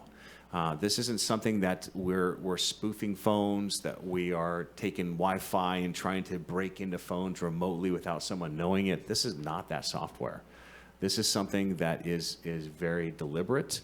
This is something that, it is something that we have highly qualified and trained people, utilizing the software and extracting it, and then providing that evidence to law enforcement officials or the district attorney's office. Those people that review that evidence, if it's not evidence, it's disregarded. But if it's evidence in a court, we have to hold it per the court laws, per rules of evidence, and after a certain amount of time, if the case is adjudicated, the information goes away. And just one more question on that. So in your policy manual, do you feel that the way that it's framed kind of captures the way that because frankly, this is not technology I'm particularly familiar with. I've tried to educate myself, but I'm not familiar with whether, a lot of this kind of seems like you have to have the device in hand. If you're collecting information from people's devices that are not in hand, does this all kind of apply in the same way? So we're not remoting into people's technology with Okay. this right here. Okay. So if we want access to someone's information that's in the cloud or something like that, we have to write separate search warrants for I that. see. We have to write it to the specific company. Let's just say Snapchat, okay? And sometimes we get cases where someone makes a threat over Snapchat. And so what we would do at that point in time, given an evidence that we may have, we send a search warrant to Snapchat and say, Snapchat, this is the profile data, this is what we want to see, this is what is alleged. Judge signed the search warrant, and then Snapchat will be responsive sometimes. If it's an emergency, within 24 hours. If it's not, sometimes it's 30 days, that they'll give us the information that we requested back, but through a search warrant. Okay, so you're collecting the actual device and then breaking into it okay. That's correct. Thank you for that clarification. Yeah, no problem. Supervisor Wilson? I'll just tee off this just for a second, and it has more to do with the questions around sort of the organization of this. In the software we're just talking about and the grant, is this paying for the coalition, so all the members of the coalition have access to the software? Is that how this works? Does it go beyond that, or is it just Humboldt County that has access to that? And how does that function? Yeah, so what we would do is, if it's a search warrant, let's say in Trinity County, and we bring our machine to Trinity County, it's based upon their search warrant. And so we would download the evidence, but give this evidence to the county of jurisdiction at that point. It's their search warrant, it's gonna be their evidence, they're gonna house that evidence. We'll write a police report basically saying, this is what we did, this is the evidence that we turned over, but the evidence would go with that county of jurisdiction.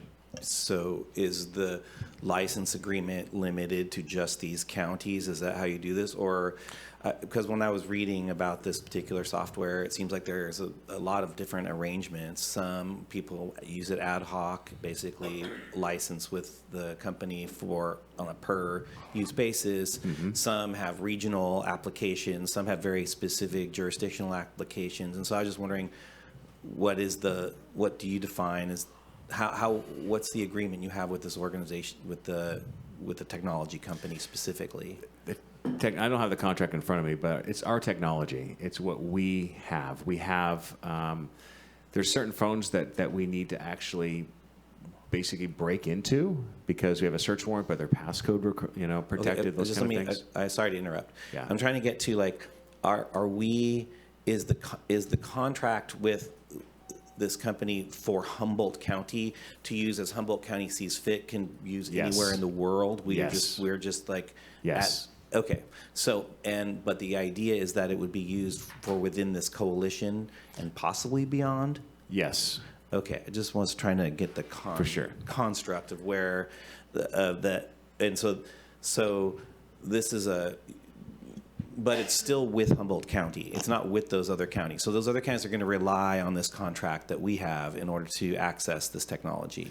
Every county has this software. Oh. Yeah, so they have their own machines and those kind of things, but we will bring, this with us if we bring our analyst or our forensic specialist, to a another county operation. But this is something that, again, is an asset here in the county. Yeah. Just like anything, whether it's a canine or a piece of equipment, a skid steer, if they request that we bring another unit, a Celebrite unit, because they suspect there's going to be a lot of cell phones to download on scene, we'll bring our cell phone extractor. Okay. And we'll do that as well. But it's going to be based upon the needs of those counties. So that's the hardware. You have hardware and the software licensing, right? And so Yes. that's what I was trying to get at, who has the license, and I think I sort of understand it a little bit better. So to the positions, and I do have a similar concern around this the nonprofit in-house, and how that kind of works. And so because this nonprofit will service the coalition members, or will not, or only service Humboldt County. How does that work? And I just let me complete this thought, because part of this is when we take on new positions, even though the position may be funded during that year, we do take on a retirement burden that's ongoing, and we also take on the burden of possibly having to have some requirements around the administratively. If it runs out, we have to then deal with where that person goes, or the layoff situation around that. So which that funding will not do. That will be on us, and will not be on the other members of the coalition. That will be on Humboldt County, not the other members. And so I'm just kind of wondering about that, and why we would do that instead of having the nonprofit be funded separately and then support our services. Why is it the employee has to be a government employee within this institution, as opposed to separately through a nonprofit? Because we interface with nonprofits all the time. I mean, Sure. there's hundreds of them, really. I mean, Sure. So this is a unique. So I'm just kind of wondering about that burden that we acquire by hiring these people in house. Yeah, this is not uncommon, I don't think. If there's a special program that maybe Department of Health and Human Services is creating, let's just say they're creating like a tobacco awareness or fentanyl awareness program, those kind of things. They're going to have a program coordinator that's associated with that particular cause.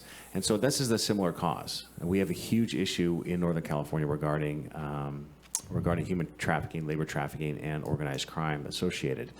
And so the program coordinator is not going to be working for the nonprofit. It has specific aspects of organizing the entire operation. This is law enforcement. This is victim advocates. Also, bless you, by the way. And I don't want to steal the district attorney's thunder, but there's also a circuit prosecutor that is a part of this grant that our DA is exploring at filling here. And so that'll be something that she will bring forward, eventually to this board. But again, something that can help coordinate and really help with investigating and prosecuting, the perpetrators of these offenses. Okay, so to follow up, this position doesn't provide administrative services, but does provide some sort of PIO for us, but not necessarily for the nonprofit. So what I'm getting at is the nonprofit, as far as when I read into this, doesn't have an administrator, doesn't have, except for maybe you, doesn't have any other staff associated with it. So when you reference these other organizations that we have affiliations with, those nonprofits typically have staff. Sure. And so what I was just that's where the rub is a little bit here, is are we administering this nonprofit's function, which would ordinarily be separate from us as a government organ. So that's kind of where I'm getting at. I see what you're saying, but if we were just administering, let's say, a little league, or a tobacco program, I could see where you're saying this, but this is going to be very confidential information. This is going to be sensitive information, working with not only our local, but also federal partners. And so I think helping coordinating all those different efforts, having someone that's vetted, that's working for the sheriff's office, is going to be a very, very beneficial thing here. And yes, it's a 3-year position, and the county may have, you know, some expenses as you know, long-term as far as retirement goes. But again, this is taking care of an issue that I feel like within our county, there's no other way that we're going to do this. And there's no other way that we can do this within our county with our current budget. And so this is going to be very necessary for us, you know, to help with the mission here of helping coordinate all these different resources. So when you say this is 3 years, the only thing we have in our packet says 1 year. Correct. So you must have, I mean, it signed by you. So I assume that there is a document out there that you have signed or you have access to that says this is a 3-year funding cycle. I have assurances. That's all I have. I have assurances that this is a 5-year grant, and that if there's a position that's funded with this grant, often like Measure Z, you know, we have those positions that are funded through Measure Z, and so it's one of those things that we're going to bring this forward every year, and just let them know this position's filled. If I don't fill this position, the program coordinator or PIO position, in this next year, you know, then we may not put in for it next year, and it may go away. So it's one of those things that, you know, again, every year the grant's reviewed, making sure that we got our positions filled. But it is a 5-year total grant as of this time, and if we see results, the Center to Combat Human Trafficking says that, you know, we would love to continue this grant, you know, for many years after. Okay, I'm ending this inquiry. So the question I have next is around the data. You're saying that you have to perform and show that there's performance. And this program has been happening for 2 years. And, you know, when I went online, I could see that there was the foundation itself has some narrative around some of the activities, but doesn't have any numbers associated with that necessarily. And so do you feel like there's adequate data collection to show that this investment is doing the job that it says it's doing? It is, and this is, again, we completed 2 years, right? 2 years in this, and a lot of it is going to be startup, and a lot of it is trying to coordinate. It's trial and error, and we've learned a lot over the last 2 years regarding how we're investigating these out in the field, and that's where it continues to evolve. And that's where with year 3, we feel like year 3 is going to be a breakthrough year. We feel like the data that we are collecting and analyzing and is going to fulfill all of our grant needs, and it's something that we want to publish. And having a program coordinator and a PIO associated with this is going to help us provide that information to our community to say, this is what we're doing, this is how we're doing it. And I'm going to take a turn here. Labor trafficking, which is a big part of what you're talking about here. A lot of that often is around undocumented workers. And so that's most often the reason folks don't want to talk is because there are other layers to this that they feel they're vulnerable, especially when interfacing with law enforcement. And so how do we deal with that situation? How does that play into this? This isn't, that's a really, especially in agricultural workers. And this isn't just cannabis that has this issue around agricultural workers and undocumented workers. It's across agriculture, and we've even seen it in other agricultural activities here in Humboldt County. Absolutely. So does this program expand beyond just cannabis, or is it only cannabis oriented? And how do we protect those people from from potential deportation and other issues and we've Measure K speaks to this, and so I'm just kind of wondering what do we have going on with that? Yeah. So this is labor and human trafficking, no matter what the cause is. And if we have investigation regarding labor, human trafficking, we're going to jump on that. And as far as the undocumented people in the country illegally, it is not something that is the focus of the coalition. Again, we can't enforce immigration law. That's not something that a state employee can ever do or a county employee can ever do. So that's not a part of our a part of what we do, and we're not bringing in immigration and customs, to do an immigration check on the people that are working in these illegal industries. What we're doing is, like I said before, is coming in with law enforcement gear and uniform, and how we conduct a search warrant isn't conducive to do a soft interview on people that are actually there. And so what we want to do, and what we have been trying to do, is bring in civilians, bring in victim advocates, the people that don't have the badge and the gun, to sit down, to look at, we have the ability to do language software out in the field, even if there's no connectivity. We have that ability through the coalition, and that we can actually do language line, we can do Google Translate, those kind of things out in the field with our civilian employees, with our victim advocates, to speak with people that are potentially being trafficked. And how we're doing this now too is we're actually not coming out and just saying, hey Mike, are you trafficked? Kind of a thing. I feel like you're trafficked. That's not what we do.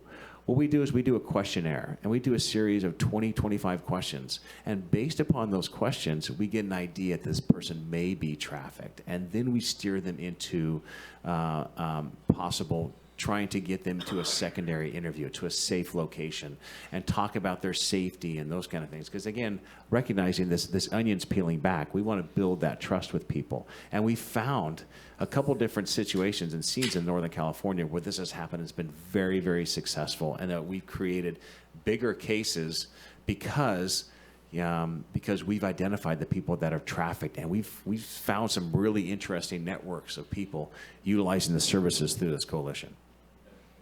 Last question, and thank you for allowing me to ask these. A lot of what we see in terms of an illegal market is because prohibition still exists in many ways in other places that are different than here. And I do acknowledge the work of this board and our planning department and your efforts in terms of creating code and then having code enforcement, right? And that's how, but we're working then within that coalition with counties that don't allow the sale, don't allow the production. And so that is the prohibition that creates illegal markets. And so are we helping them move into the direction of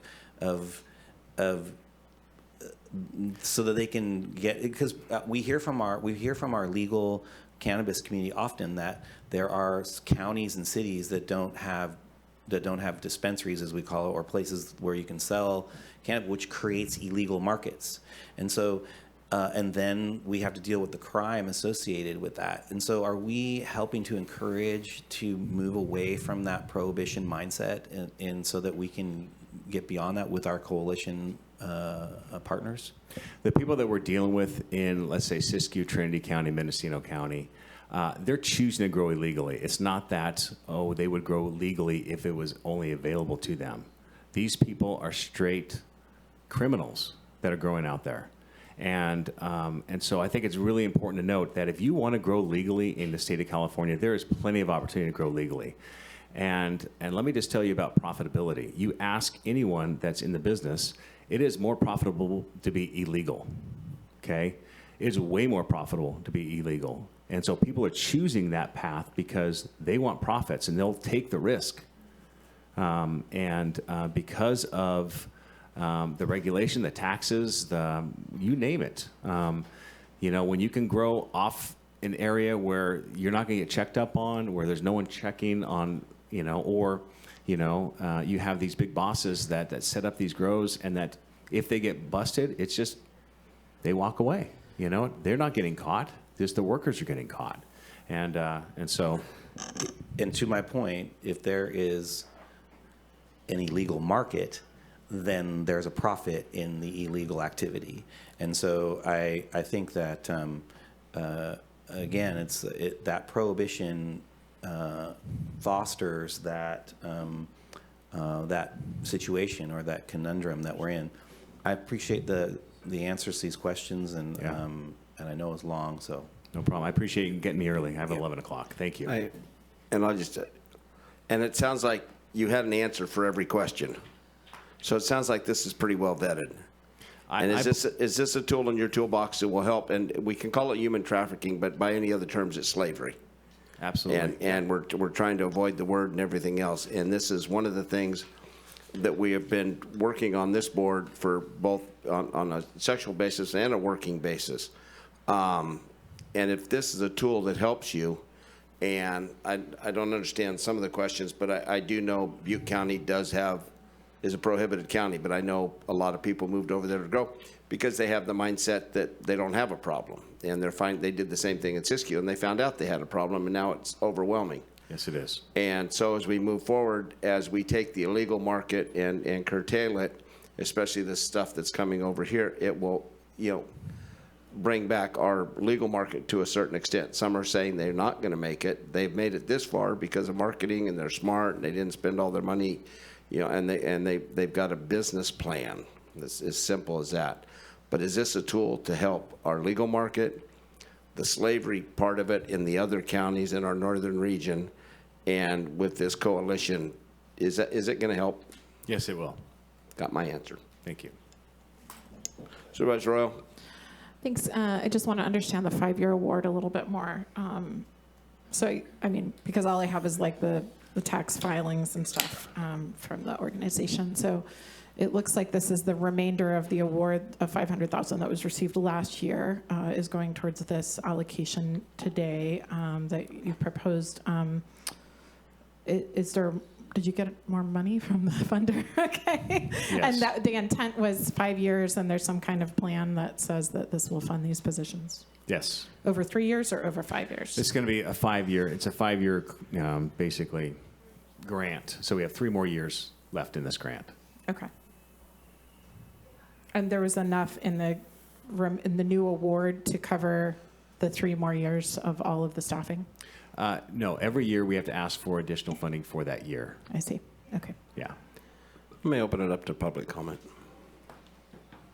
Please.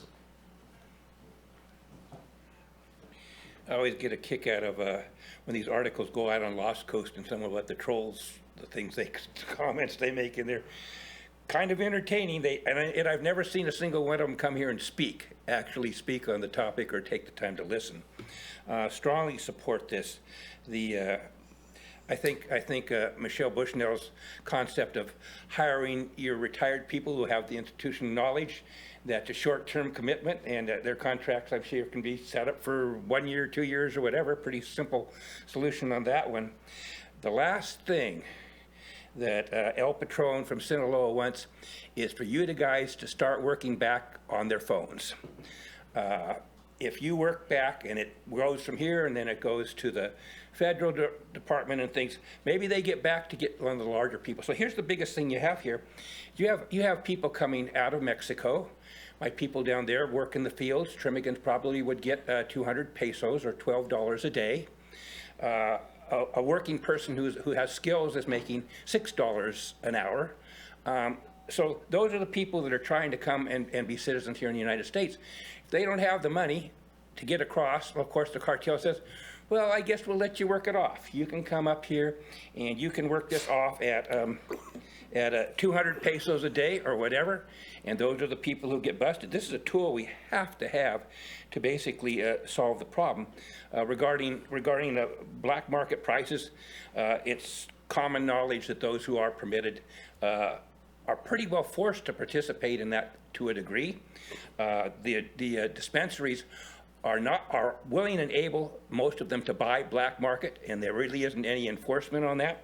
It's very porous for that. So I do find it interesting, but strongly support moving forward with this. And, it's just like a question would be, this telephone thing, let's say there were 2 murderers out in Blue Lake, and you had somebody who had a cell phone, and you could pinpoint where that person was during that time, or you had a molester or something like that, and you can tell where they're at with this and also get their communication. This is a tool that can solve all kinds of crimes, and this is what we're after. I don't feel any way that the sheriff's going to invade any of our privacies. We all have our protections, and I strongly support moving forward with this, and I do totally trust the sheriff to do what's right and fair on this to protect our public. A great tool on many kinds of law enforcement. So, opportunity to speak. And if anybody from Lost Coast is here behind me, I'd be happy to have them speak after me. Thank you.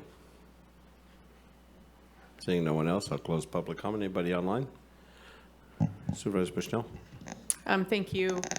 Once again, thanks for, going out and finding this funding and not taking from our general fund and providing a really necessary service for Humboldt, but also surrounding counties that are struggling. The Siskiyou and Butte are definitely in the news a lot if anybody bothers to read, large-scale cultivation and trafficking going on in those areas. And with that, I will make a motion for staff's recommendation. Second the motion. It's moved and seconded. I'll bring it back to board. Anything else? Nikki? Oh, Supervisor Rowe?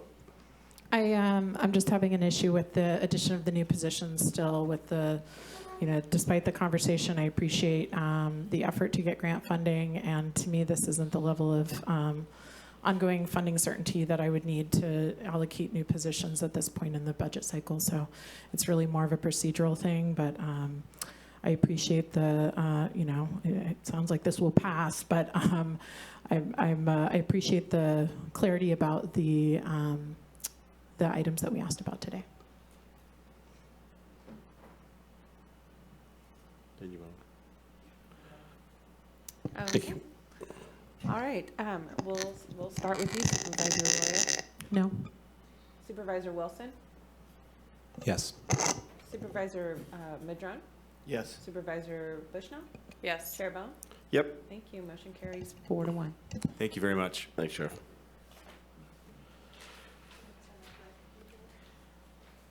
We'll have a 7-minute break. Be back here at 11 if at all possible. We do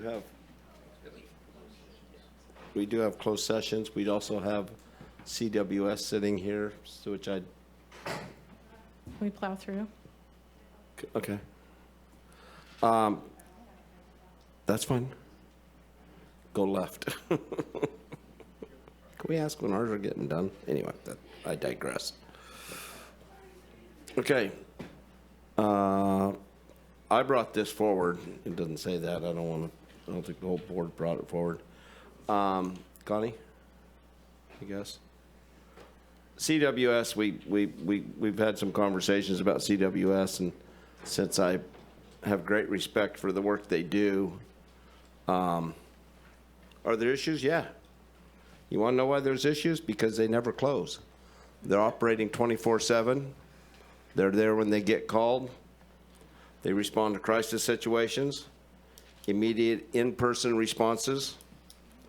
They do field work during all stages of the COVID pandemic to ensure child safety, health care, and other areas were being recognized and celebrated for their globally. CWS did it without any fanfare, and they do it without fanfare. CWS works closely with tribes, law enforcement, schools, regional center, behavioral health, and basically every agency that intersects with our children and families' lives. CWS partners with the DA's office and law enforcement to have a CAST office, which is one of the best in the state, and CWS provides all of the forensic interviewers for CAST. CWS continues to work on improvements and has major improvements in completing timely investigations. Humboldt County was ranked #1 in the state for timely investigations in the month of July. CWS also recognizes that there are improvements that can always be made, and they're making them on a daily basis. And they're submitting timely court reports. And just like anything, when you hear anything over and over and over again, one instance, but there are quite a few more. The case numbers are, I've got the resolution here. The case numbers are pretty amazing, how many people that they help, how many children they help. And it's probably in some of the worst situations because it's parental controls, it's child in need, which aren't the easiest to, I appreciate the office upstairs that makes so welcoming for the kids. So I brought it forward because I thought child welfare services should be recognized because I just did. So thank you for everything you do. Are you going to read it? I can read it. It's long, but I like it.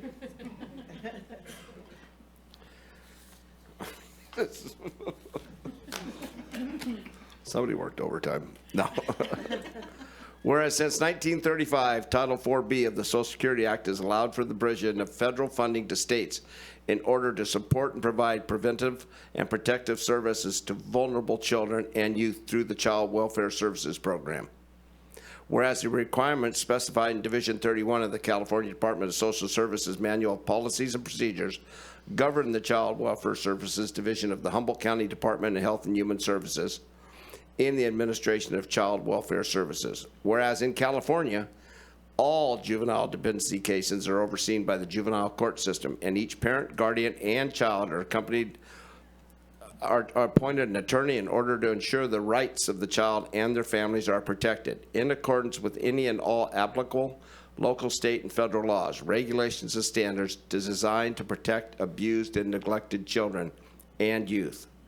Whereas DHHS Child Welfare Services has more than 160 staff members dedicated to protecting the safety and well-being of children, youth, and families, and additional staff from other departments provide specialized services to support child welfare involvement with children, youth, and families.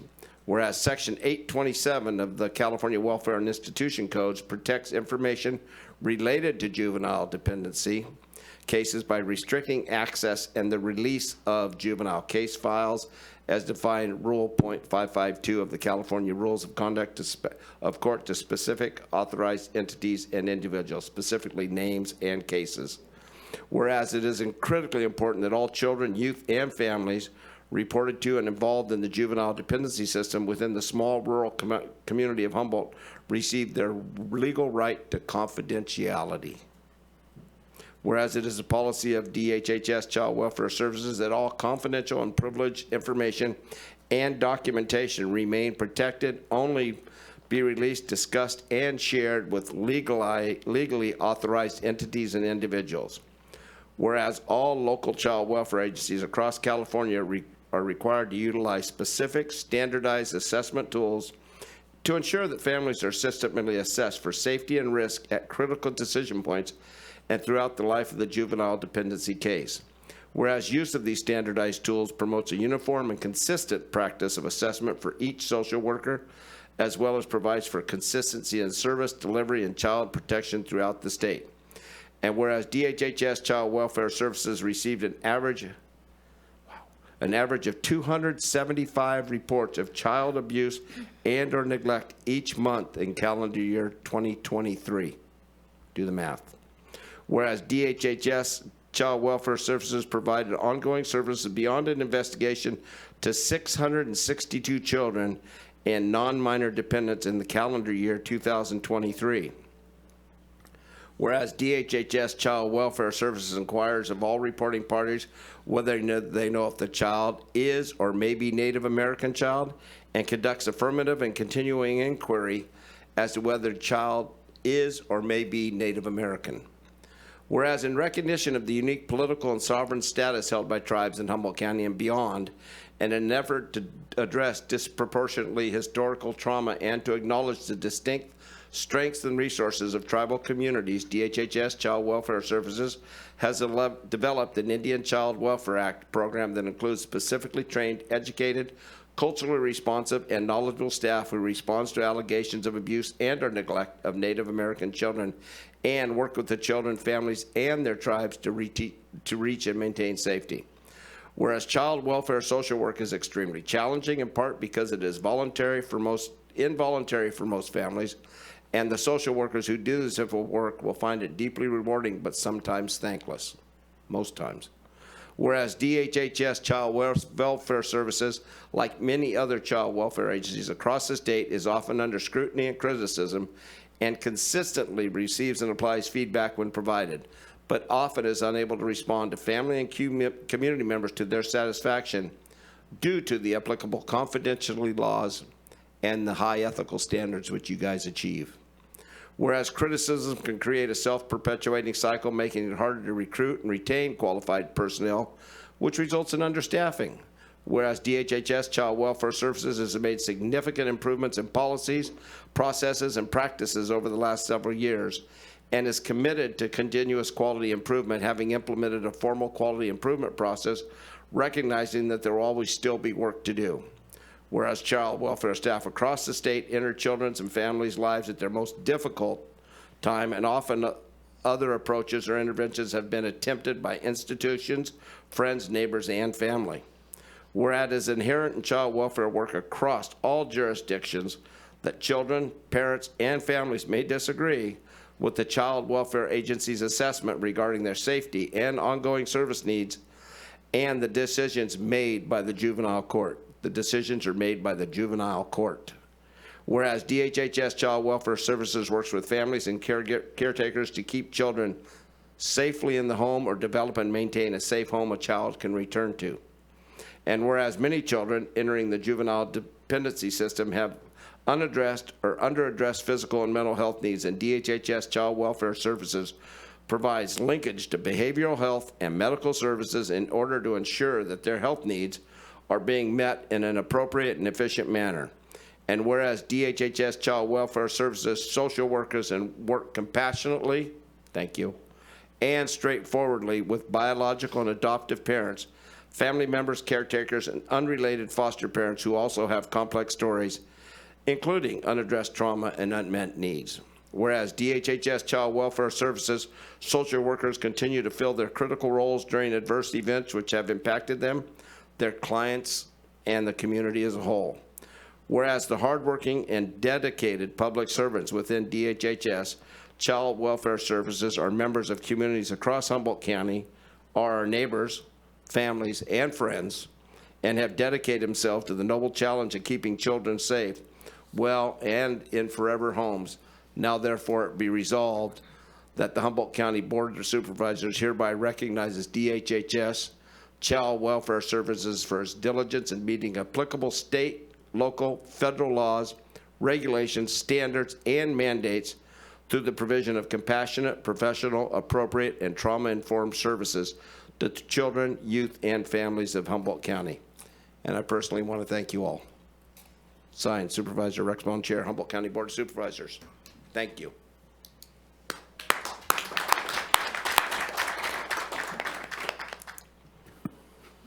Thank you, Chair Bohn and Supervisors. I'd just like to thank you so much for your support and the community's support also. I think there's a few folks here to speak also. I'm going to turn it over and let Michelle and others speak to the work. She might tell you the story of her being a baby social worker, so I'll turn it over to her. I wasn't going to, actually. Thank you, Chair Bohn and members of the board, for the recognition and the resolution for the staff. You know, I started in DHHS as a social worker in emergency response, and I will tell you that I feel like arguably child welfare work is the hardest area of social work practice because of the inherent conflict of wanting to be a helper and help children and families, but also having the profound responsibility of assessing child safety and having to remove children when it's warranted. Secondary trauma is a real experience. Many of us have experienced that, and it's difficult. There's inherent conflict between the work that we do and how families are impacted by that. It's traumatic for everybody, including children and the social workers that are involved. I want to thank our staff for their dedication and hard work and for sticking with it. That goes with everybody, our clerical, social service aides, everybody. And as well as our partners and other staff in DHHS, behavioral health and public health. We can't do this work as a system without the entire system and all of the partners that support children and families. And I would be remiss if I didn't say how important it is at the federal, state, and local level to invest in efforts that support children and families from the very beginning before they have a need to be referred to the child welfare system, because it's very downstream in the scheme of things, and it's very difficult to turn things around. Families do it all the time, and we're there to support them through it. So thank you very much. Really appreciate it. Thank you. It's just, Hi, I'm Ivy Breen. I'm a Deputy Director for Child Welfare, and the recognition is very much appreciated. It is, like Michelle said, it is some of the hardest work, and they're, these folks, they don't stop in their minds thinking about families when they go home at night. It is 24/7 work. It takes a toll on your heart, on your mind, on your body, and they do it because they care about the kids and the communities here and the families and the tribes. And so, yes, we are held to a very, very high standard for our community, and that's a good thing. And the recognition it is very much appreciated, and thank you very much.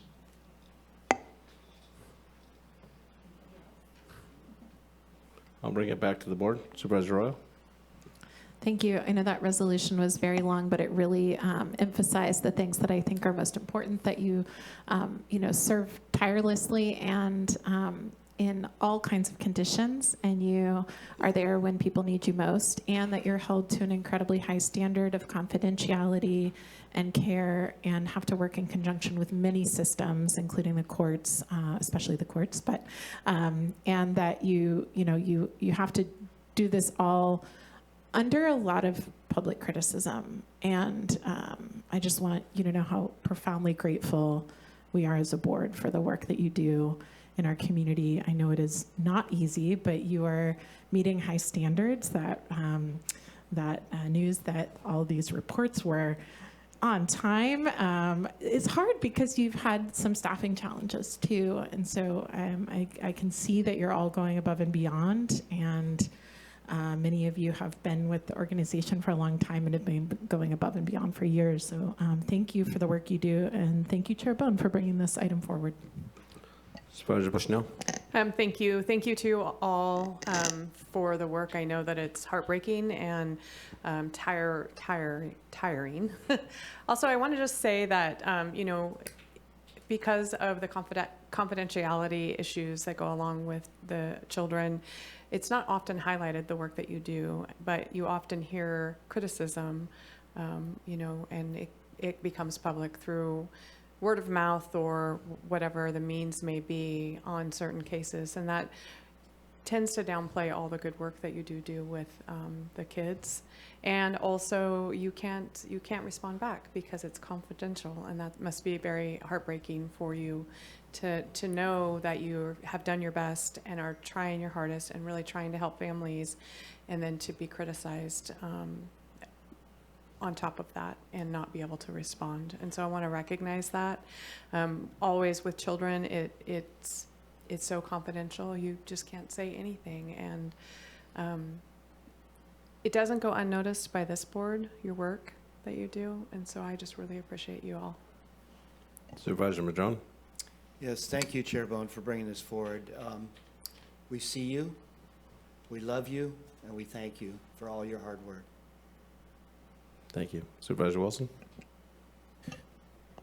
Well, because I used my comment quote up already, last For the next item, month. I just want to say I admire and appreciate and associate myself with every comment that's been made here today.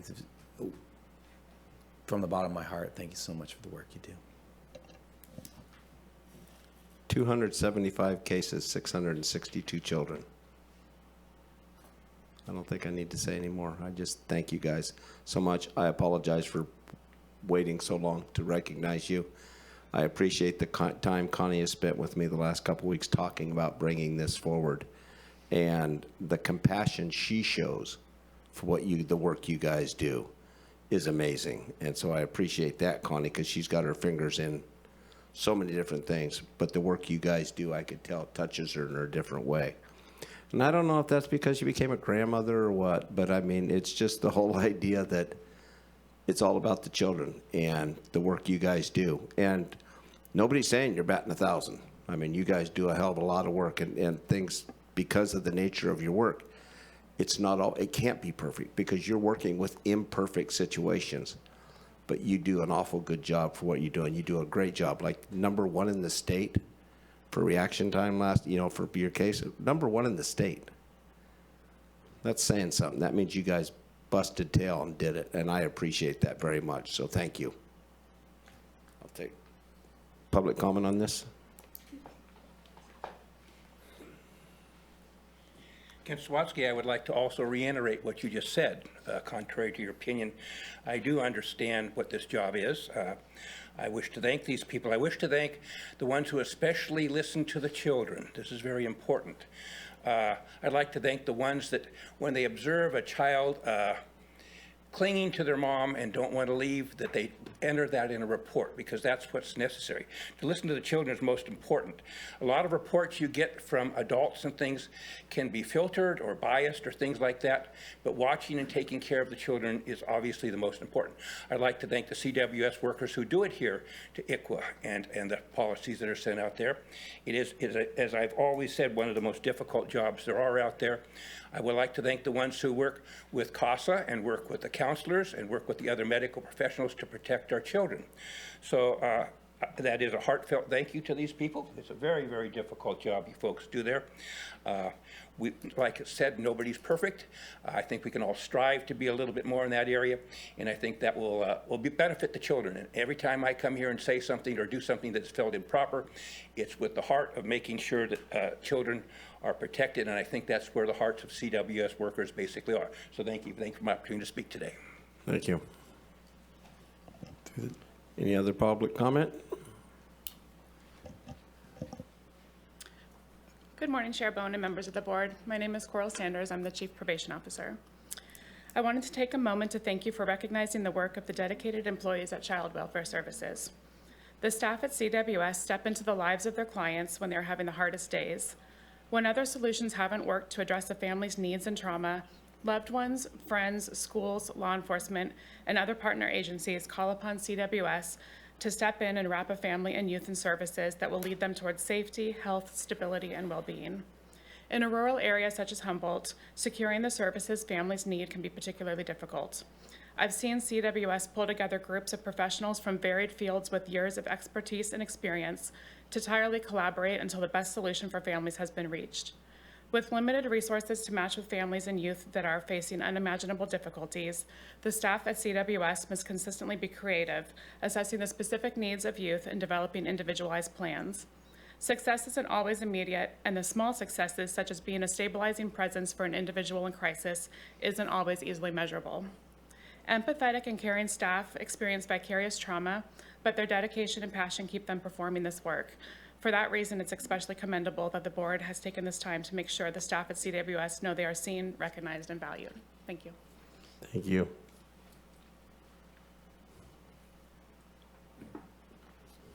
Good morning. My name is Jean Gordon, and I'm the Executive Director at CASA of Humboldt.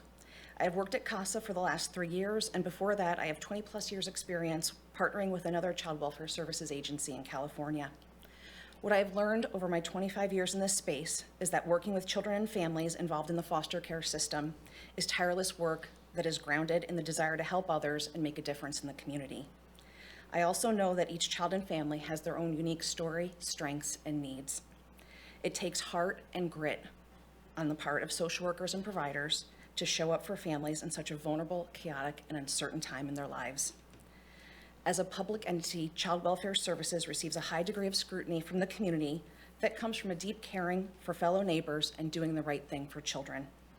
Having worked in this field for so long, I also understand that no system is perfect, and many of the challenges we face here in Humboldt County aren't unique to us. Like other counties across the state, there's a shortage of social workers, and there aren't nearly enough therapeutic mental health services or substance use treatment disorder centers available to support teens and parents. The state continuously places new mandates about best practices on counties and local governments, which only increases the workload and responsibilities of social workers. While these mandates are based on good intentions and a hopeful vision, there is no way that one social worker or one county agency can do it on their own, let alone do it well. Many of us within and outside child welfare are asking ourselves, how can we do better? In my experience, the most productive way to improve the situation and outcomes for children is to work in partnership to find solutions to the challenges we face. Often the quietest voice may be the most powerful part of a solution when given the space to be heard. This means creating space for the voices of children, parents, service providers, and tribal citizens who have experienced the system. I am very proud of the collaboration that CASA and CWS have built over the last few years, and I look forward to its continued growth. It is my hope that county leadership continues to look for creative solutions, including exploring other models from other counties, and then work in collaboration to implement change. I'm here today to offer my appreciation for child welfare staff and social workers who show up every day trying to do their very best for children and families. I'm also here to offer my partnership in making Humboldt County the best possible place for our most vulnerable children to grow and families to thrive. Thank you. Thank you. Thanks for everything you do, too. CASA's important.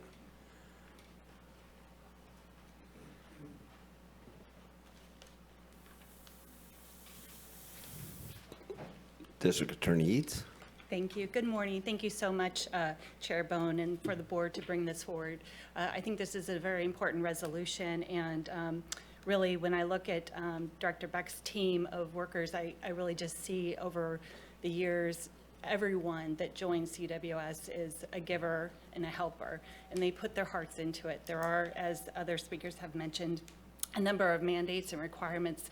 Confidentiality certainly is one of the biggest challenges, not being able to come forward and share everything that you might know that might be pertinent to a particular situation. And the secondary trauma is something that really requires all of these helpers and givers to truly give a part of their heart and the work that they do. So I'm very grateful that the board brought this forward and grateful for the work that Child Welfare Services does. I also want to highlight that from the District Attorney's Office specifically, we're really grateful for the collaborative work that we do together with Child Welfare Services. We do work specifically addressing the commercial sexual exploitation of children.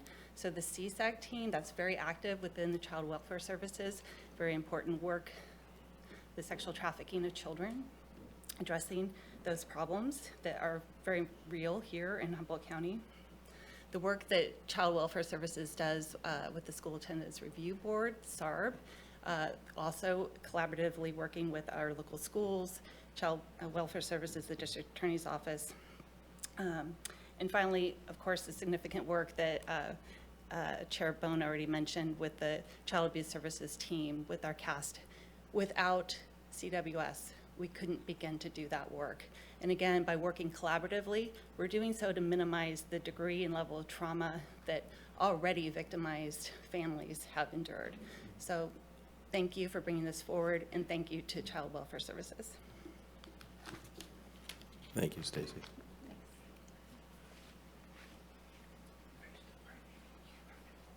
Good morning. My name is Danielle Vickman. I'm a detective with the Humboldt County Sheriff's Office Major Crimes Division.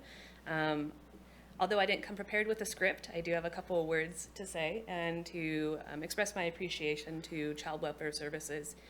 Being in law enforcement, my job is, of course, the criminal aspect of these investigations. There are a lot of times in the investigations that come forward that do not amount to the criminal element necessary for me to intervene. That being the case, a lot of the times they're referred back to Child Welfare Services, who do have the resources, or presumably have the resources available, to be able to better assist these families. That is something that law enforcement just is not able to provide, and without Child Welfare Services, a lot of these families would go without the resources that they do need. You've heard it twice now from two different people, the vicarious trauma that exists within this career field. I don't know how better to say it to the public, that how much they are shielded from the traumas, the vicarious trauma that extends out to our social workers and to law enforcement or anybody else in a first responder position, or likewise, that these families and children have gone through. There is no way to express the appreciation without Child Welfare Services that some of these kids would go overlooked. They would not get the assistance that they do need. They would not have the adult voice required to seek that help. So I just want to say between the Sheriff's Office on my behalf to Child Welfare Services, I do very much appreciate all of you, and I couldn't do my job without you. So thank you.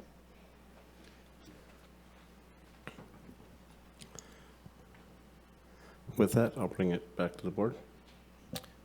Happy to make a motion to receive and file this resolution, accept it, and thank the chair for working with Director Beck on bringing this forward. I think it's really, really, really important.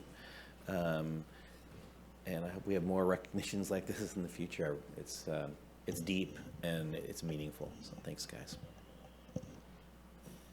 I'll second. It's been moved and seconded, and the numbers. 7,200 children and 3,300 cases a year. And what we're doing is taking kids out of the system that are in the system so they're not in the system forever, giving them a normal life, or as normal as we can make it. And I certainly appreciate everything you've done. And again, I want to thank Director Beck for her compassion when we discussed doing this. So thank you, guys. It's been moved and seconded. Thank you, Chair Bohn. I'll start with you this time. Yes, please. Thank you. Supervisor Bushnell. Yes. Supervisor Madrone. Yes. Supervisor Arroyo. Yes. And Supervisor Wilson. Yes. Thank you. Motion carries 5-0. Thank you. We're going to take a 15-minute break, and I would like, do you need to read this in for closed session, please? Thank you, Chair Councilman Bohn. It is the intention of the board to meet in closed session pursuant to California Government Code Section 54956.9D1 in order to discuss existing litigation in the cases of Darcy Lee Duncan versus County of Humboldt et al., case number 23-CV-01847-RMI, K. Marie Gibbs versus County of Humboldt et al., Humboldt County Superior Court case number CV-2301390, and Stacy Melton et al. Versus County of Humboldt et al., Humboldt County Superior Court case number CV-2401427. It is also the intention of the board to meet in closed session pursuant to California Government Code Section 54957 in order to consider discipline, dismissal, and/or release of a public employee. Thank you. Open it up, public comment.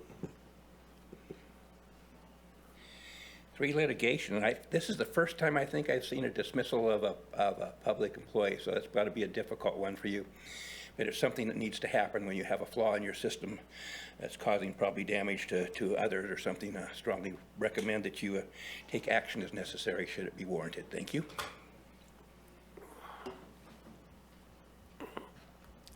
With that, we will convene closed session at 11:40, 20 to 12. Thank you. We should be back we will be back at 1:30.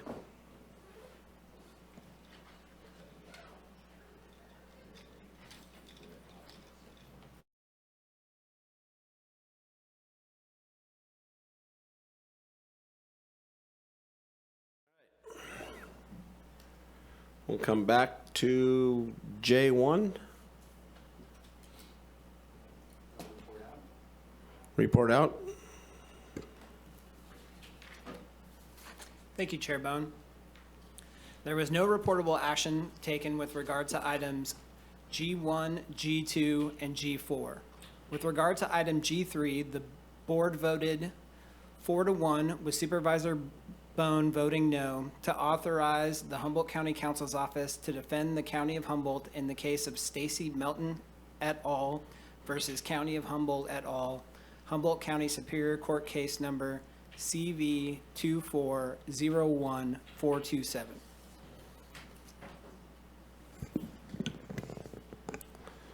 Thank you.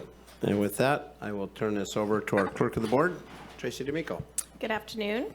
So today before you is consider making an appointment to the Shelter Cove Improvement District. Per code section, the board has the authority to make that appointment. And there was one application accepted, and the Shelter Cove Improvement District did meet and submitted a letter of recommendation for this gentleman, Jeff Hildreth. It is an at-large position, so it is the board's discretion. All right, I'll open it up to public comment. Seeing none, bring it back to the board. I'll move staff recommendation. Second. It's been moved and seconded. Any discussion? I just want to mention that the applicant did reach out to us to say that they're having temporary connectivity challenges, but that they were excited to serve, and I appreciated hearing from them. And with that, we can vote. Okay, thank you, Chair Bohn. We'll start with you. Yes. Supervisor Wilson, Yep. Supervisor Arroyo, Yes. Supervisor Madrone. Yes. Thanks for waiting for an item of mine. Sorry, I'm late, 2 minutes. Good with the applicant? Okay. Okay. Thank you. Motion carries 4 to 1. I mean, 4 to 0, sorry. All right, moving on. Thank you, Tracy. We go to J2, I believe.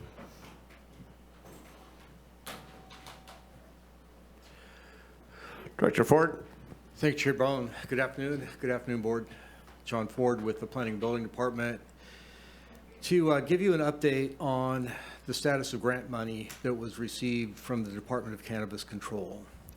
The DCC has been audited, and that audit was over a period of probably 20 months. The final report actually has not yet been granted, but the results of the audit caused the county to not be able to spend all of the money that was originally allocated. And so I just want to briefly summarize that. I want to first say that nothing in what I'm about to say has any implications on the general fund. This is not about money that's going to affect the general fund at all.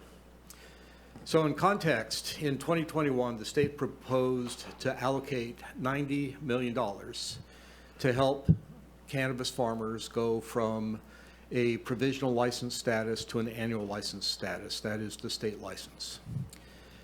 Humboldt County, based upon the number of license holders and the number of equity applicants that were within Humboldt County, was allocated $18.6 million of that money. At that time, the county had a strong permitting system in place, and rather than attempting to use the money to finance computers or staff or something related to the permitting process, chose to propose that the money be used to address CEQA issues associated with water use impacts in watersheds and energy use associated with cannabis farms. We also proposed to use $3.5 million of the money to conduct watershed studies. This was discussed up front with the DCC, and the county was encouraged to proceed. The grant agreement with the DCC was clear that this money would be allocated to both provisional license holders and annual license holders. The Board of Supervisors approved and prioritized a prioritized grantee list for the water grants. There were 2 grants to be offered. One was water grants, and the priority for those would be upon provisional license holders and also applicants within impacted watersheds. The second was relative to energy grants, and similarly, the priority was placed upon provisional license holders and also on the amount of renewable energy that would be generated by what they were proposing. This allowed applicants to share some of the costs, so it'd be a little bit more of a matching program. The DCC program was subject to an audit. That audit found that the DCC had been allocating the funds inconsistent with the purpose of the original $90 million, which was to move license holders from the provisional status to annual status. During that audit, the county was directed to stop issuing grants and stop allocating money, which we did. And so during basically a 20-month period, we did not allocate any additional money. This was not a remote desk level audit. The state auditor spent a week here, basically in the Planning and Building Department, going through every single grantee, through every permit. A significant amount of county staff time was expended explaining the rationale for the way the county program was structured, and the county provided many examples of permit conditions that required water storage and required applicants to move away from generators. But the result of the audit was that the DCC was required to change the agreement with the county to specify that the money could only be granted to people who were provisional license holders at the time the grants became available. The DCC granted money in 2 phases. Initially, 80% of the money, or approximately $15 million, was allocated. $12 million of that was allocated towards the water storage, water improvements, and also for the energy grants. $3 million was allocated towards the watershed studies. The net result is that the county will not need to spend or be able to spend all the money that was allocated because we do not have that many provisional license holders. So we anticipate that there will be somewhere between $3 million and $5 million sent back to the state through that. We're just unable to spend that grant money. There is no penalty for the money that has been granted. We did sign an agreement with the DCC, and the county completely operated within the terms of that agreement. So there are no penalties or anything like that forthcoming. There's no requirement to repay anything. It is clear that we fulfilled our section of the agreement. The second $3.6 million that's not been allocated, we're not going to ask for that to be issued because we don't have the time to allocate that money now or to find different uses for that money. Be happy to answer any questions. I know this is not great news, but it is what it is. Can you clarify one thing for me? That we do not have time to spend the $3.6 million, so let's send it back to the state? $3.6 million hasn't been allocated yet. And so there... I heard $3 to $5 million going back $3 to to the $5 state. million, right. So we can only spend it on people who had provisional licenses at the time. We would need to basically rewrite a new proposal, get that approved, go through the same process we went through before that took months to do. And this program is ending within about 12 months. So we would need to rewrite the grant, get it approved by the board, get it approved by the DCC, and it's got to be directly related to moving people from a provisional status to an annual status, which basically, at this point, the only thing we could do is pay for staff time.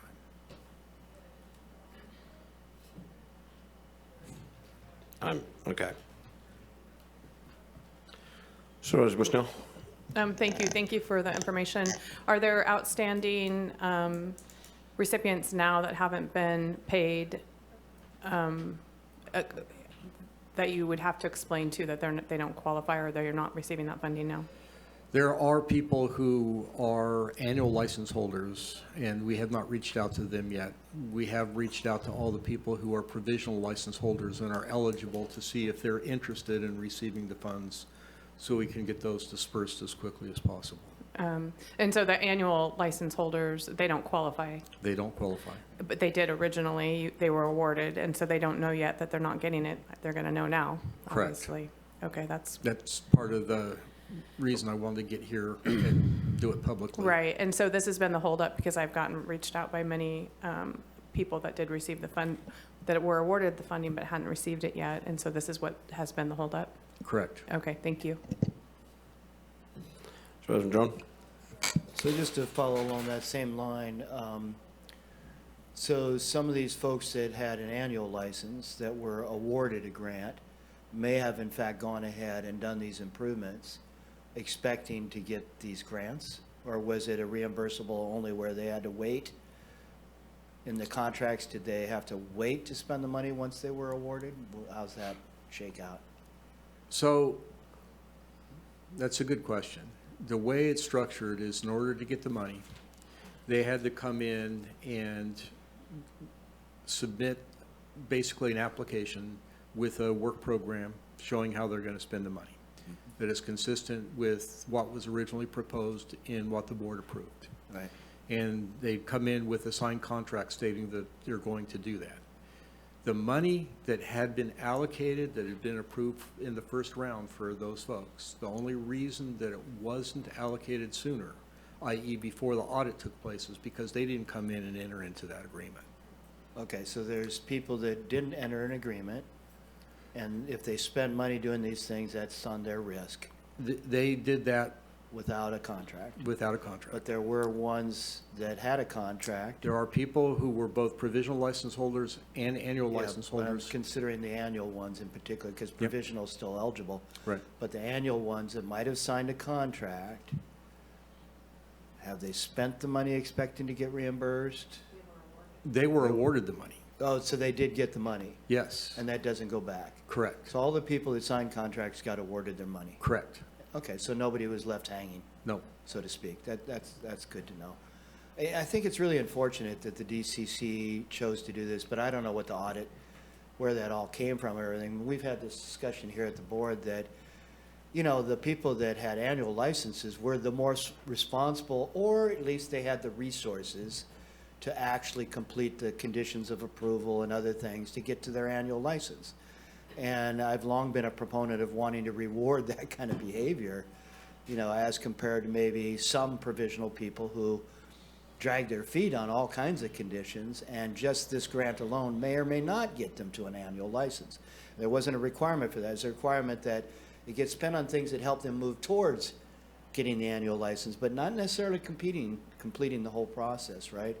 So, and we've heard that from the farmers, that why wouldn't you reward those of us that were responsible and put our money into getting to where you wanted us to go? And I know that for the state, they're like, well, our concern is helping to get more people there so they can pay more taxes, I guess, or something, more permit fees or whatever you can imagine it to be. But it's just those kinds of processes are always somewhat disingenuous and not really thinking through what is appropriate to incentivize and what's not, you know, just, and you've heard this from me before, so I won't belabor it.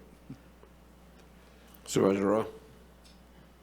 Thank you. I mean, this is disappointing news. I do have a couple of thoughts about it, and feel free to tell me if these are infeasible. But one thing I wondered about was whether there are any consultant products that we've been, you know, kind of wanting to develop that could help to support, you know, these users with their, you know, water usage, or, you know, I'm thinking, you know, any guidance documents for gray water that are, you know, consistent with the plumbing code, or things like that we could develop with these funds. So that's one question, whether there's anything kind of hanging out there that we would have wanted to develop anyway that could be a good fit for these funds. And I'm not sure, you know, if they're just too restrictive or whether that's possible.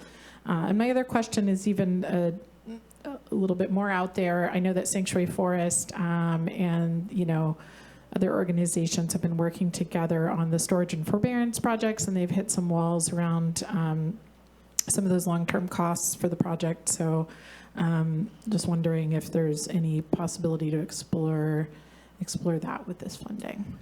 I appreciate the question, and it's, you know, it's very much in fitting with what we originally thought. We were being maybe a little bit creative, but really appropriate in terms of, because it did identify CEQA impacts as an appropriate use of the money. And so we identified that we had cumulative impacts that we really needed to address in greater detail. That included a comprehensive watershed analysis, and that was $3.5 million that was allocated. And then the water storage was really, whether it's a provisional license holder or an annual license holder, it's a cumulative impact within watersheds. And so even if an annual license holder is getting that, it's benefiting the watershed. And that is beneficial for everybody, including provisional license holders that are trying to get across the finish line. Especially at that time in an environment where people were very concerned about what the impact was to their watershed. I want to be kind with my words, but trying to explain that to an auditor is impossible. Thank you. Supervisor Wilson? Thank you, Chair Bohn. When you say there's no impact to general fund, that means all staff time that's working on this is paid for by the grants, even the advocacy for the changes that we were seeking? That is correct. Okay, great. Appreciate that. And then, and I did talk to you earlier about, you know, the data tracking the when these things are installed, that we're going back as part of the annual inspections to make sure that, you know, they put in 10 solar panels, the 10 solar panels are still there and all that other stuff. And so that, I appreciate that too.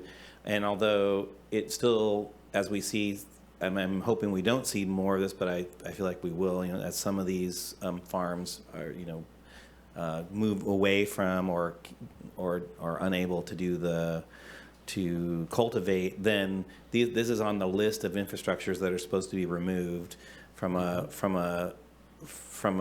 place that will have no resources to remove them. And so I just want to make sure that we're still cognizant of that, you know, of that provision, which is awkward at best. And then I think we talked about, like, if these are provisional licenses, that we have some assumption that they will be successful in becoming, they have an arc towards annual licensing. Correct. A provisional license holder typically is really only waiting on getting the county actual permit. So in the county's terminology, they're an interim permit holder here. And so they have a provisional license at the state. Mm-hmm. When they go from interim permit holder to actual permit holder here, they're then eligible to go from a provisional license holder to a annual license holder.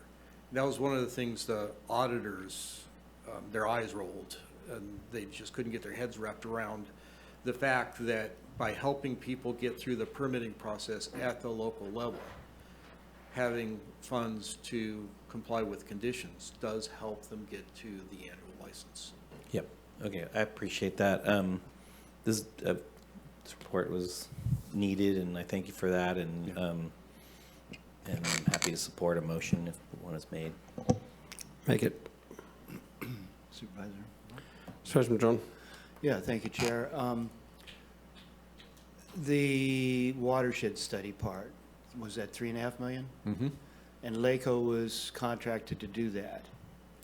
They were contracted to do the first phase of it, which we were fully engaged in doing. Yep. But we never got to expand it because we got to the all stop before we could. All stopped because of the state audit. Correct.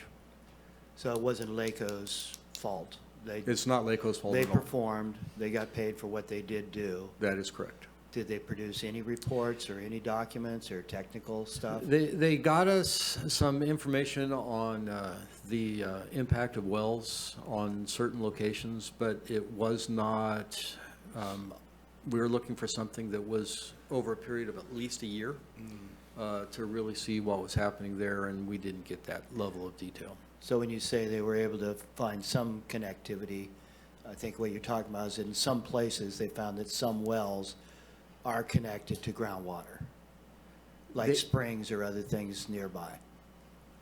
I wouldn't go that far. Okay. But that, They were tracking the wells at this point. okay. So I don't know that it really got to a place where we were able to long-term track the creek flow. What we wanted to see is there a correlation between the use of the wells and the overall water level in the creek? And, you know, a small sample size doesn't provide you Certainly. Enough data to make a decision on that. Yeah, and especially if you don't have before data and then during and after data and all those different things. The one engineering geologist that was doing well studies is no longer doing them, is my understanding. The last one that came before our board, there was concerns by neighbors about their springs being at the exact same elevation as the well was, although they were a quarter mile away or more. And they have called, I don't know if you got calls from them or not, but they called me and said our spring dried up after a really big wet winter. And they were very concerned about that and felt that that was not considered carefully enough. But I do think that there is still maybe some opportunity to use that money for some very important things that could benefit our knowledge about connectivity, One of the other things that came up through all this was that when we set up the ordinances, we set limits of numbers of permits within sensitive watersheds. But that was saying, like, in the Mad River watershed, there'll be this many permits, and then 90% of the permits ended up in a concentrated area in Maple Creek, for instance, you know, and there was those kinds of situations, or Honeydew, or, you know, whatever.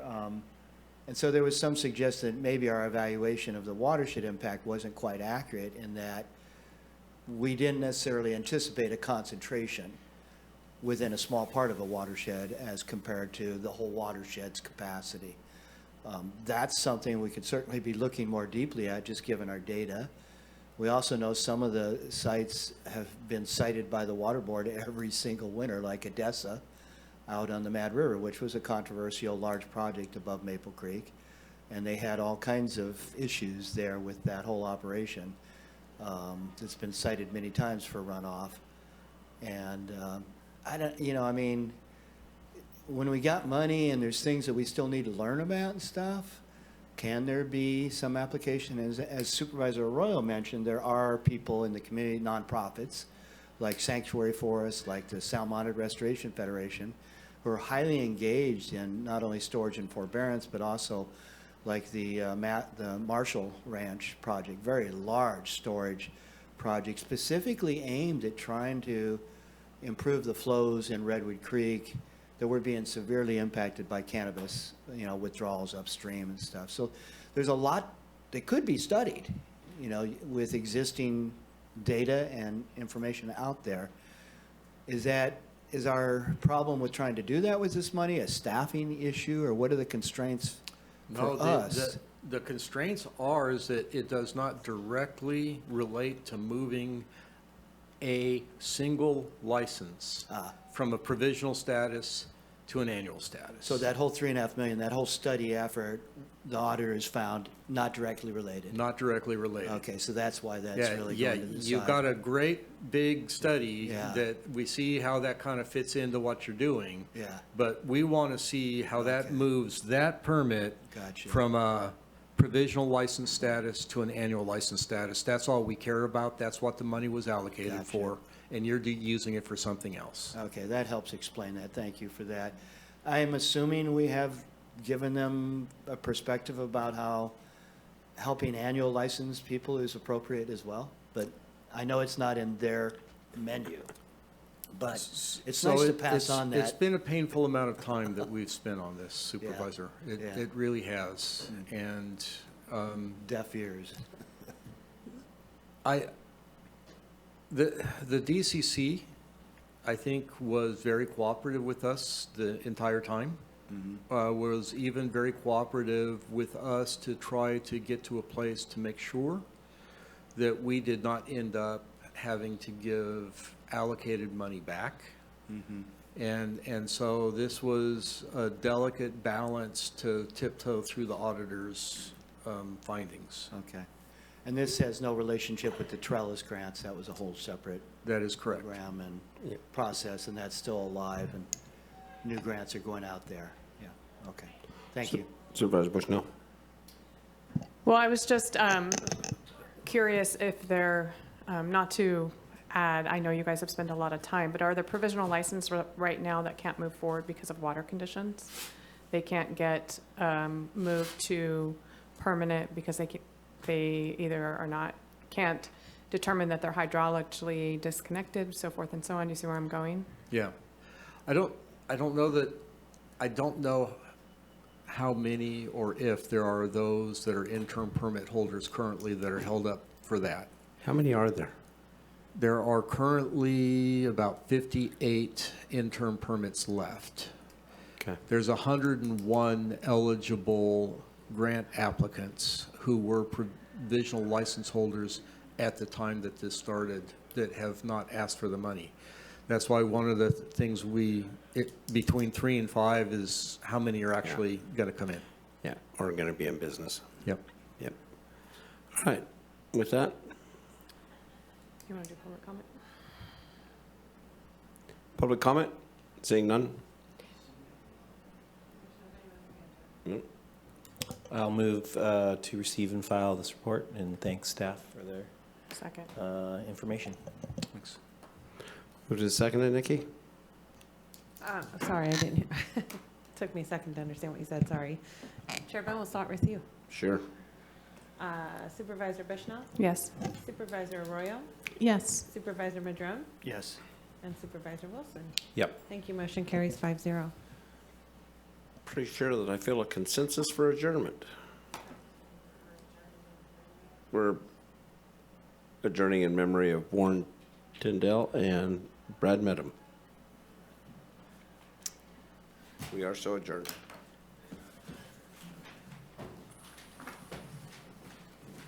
First day of school.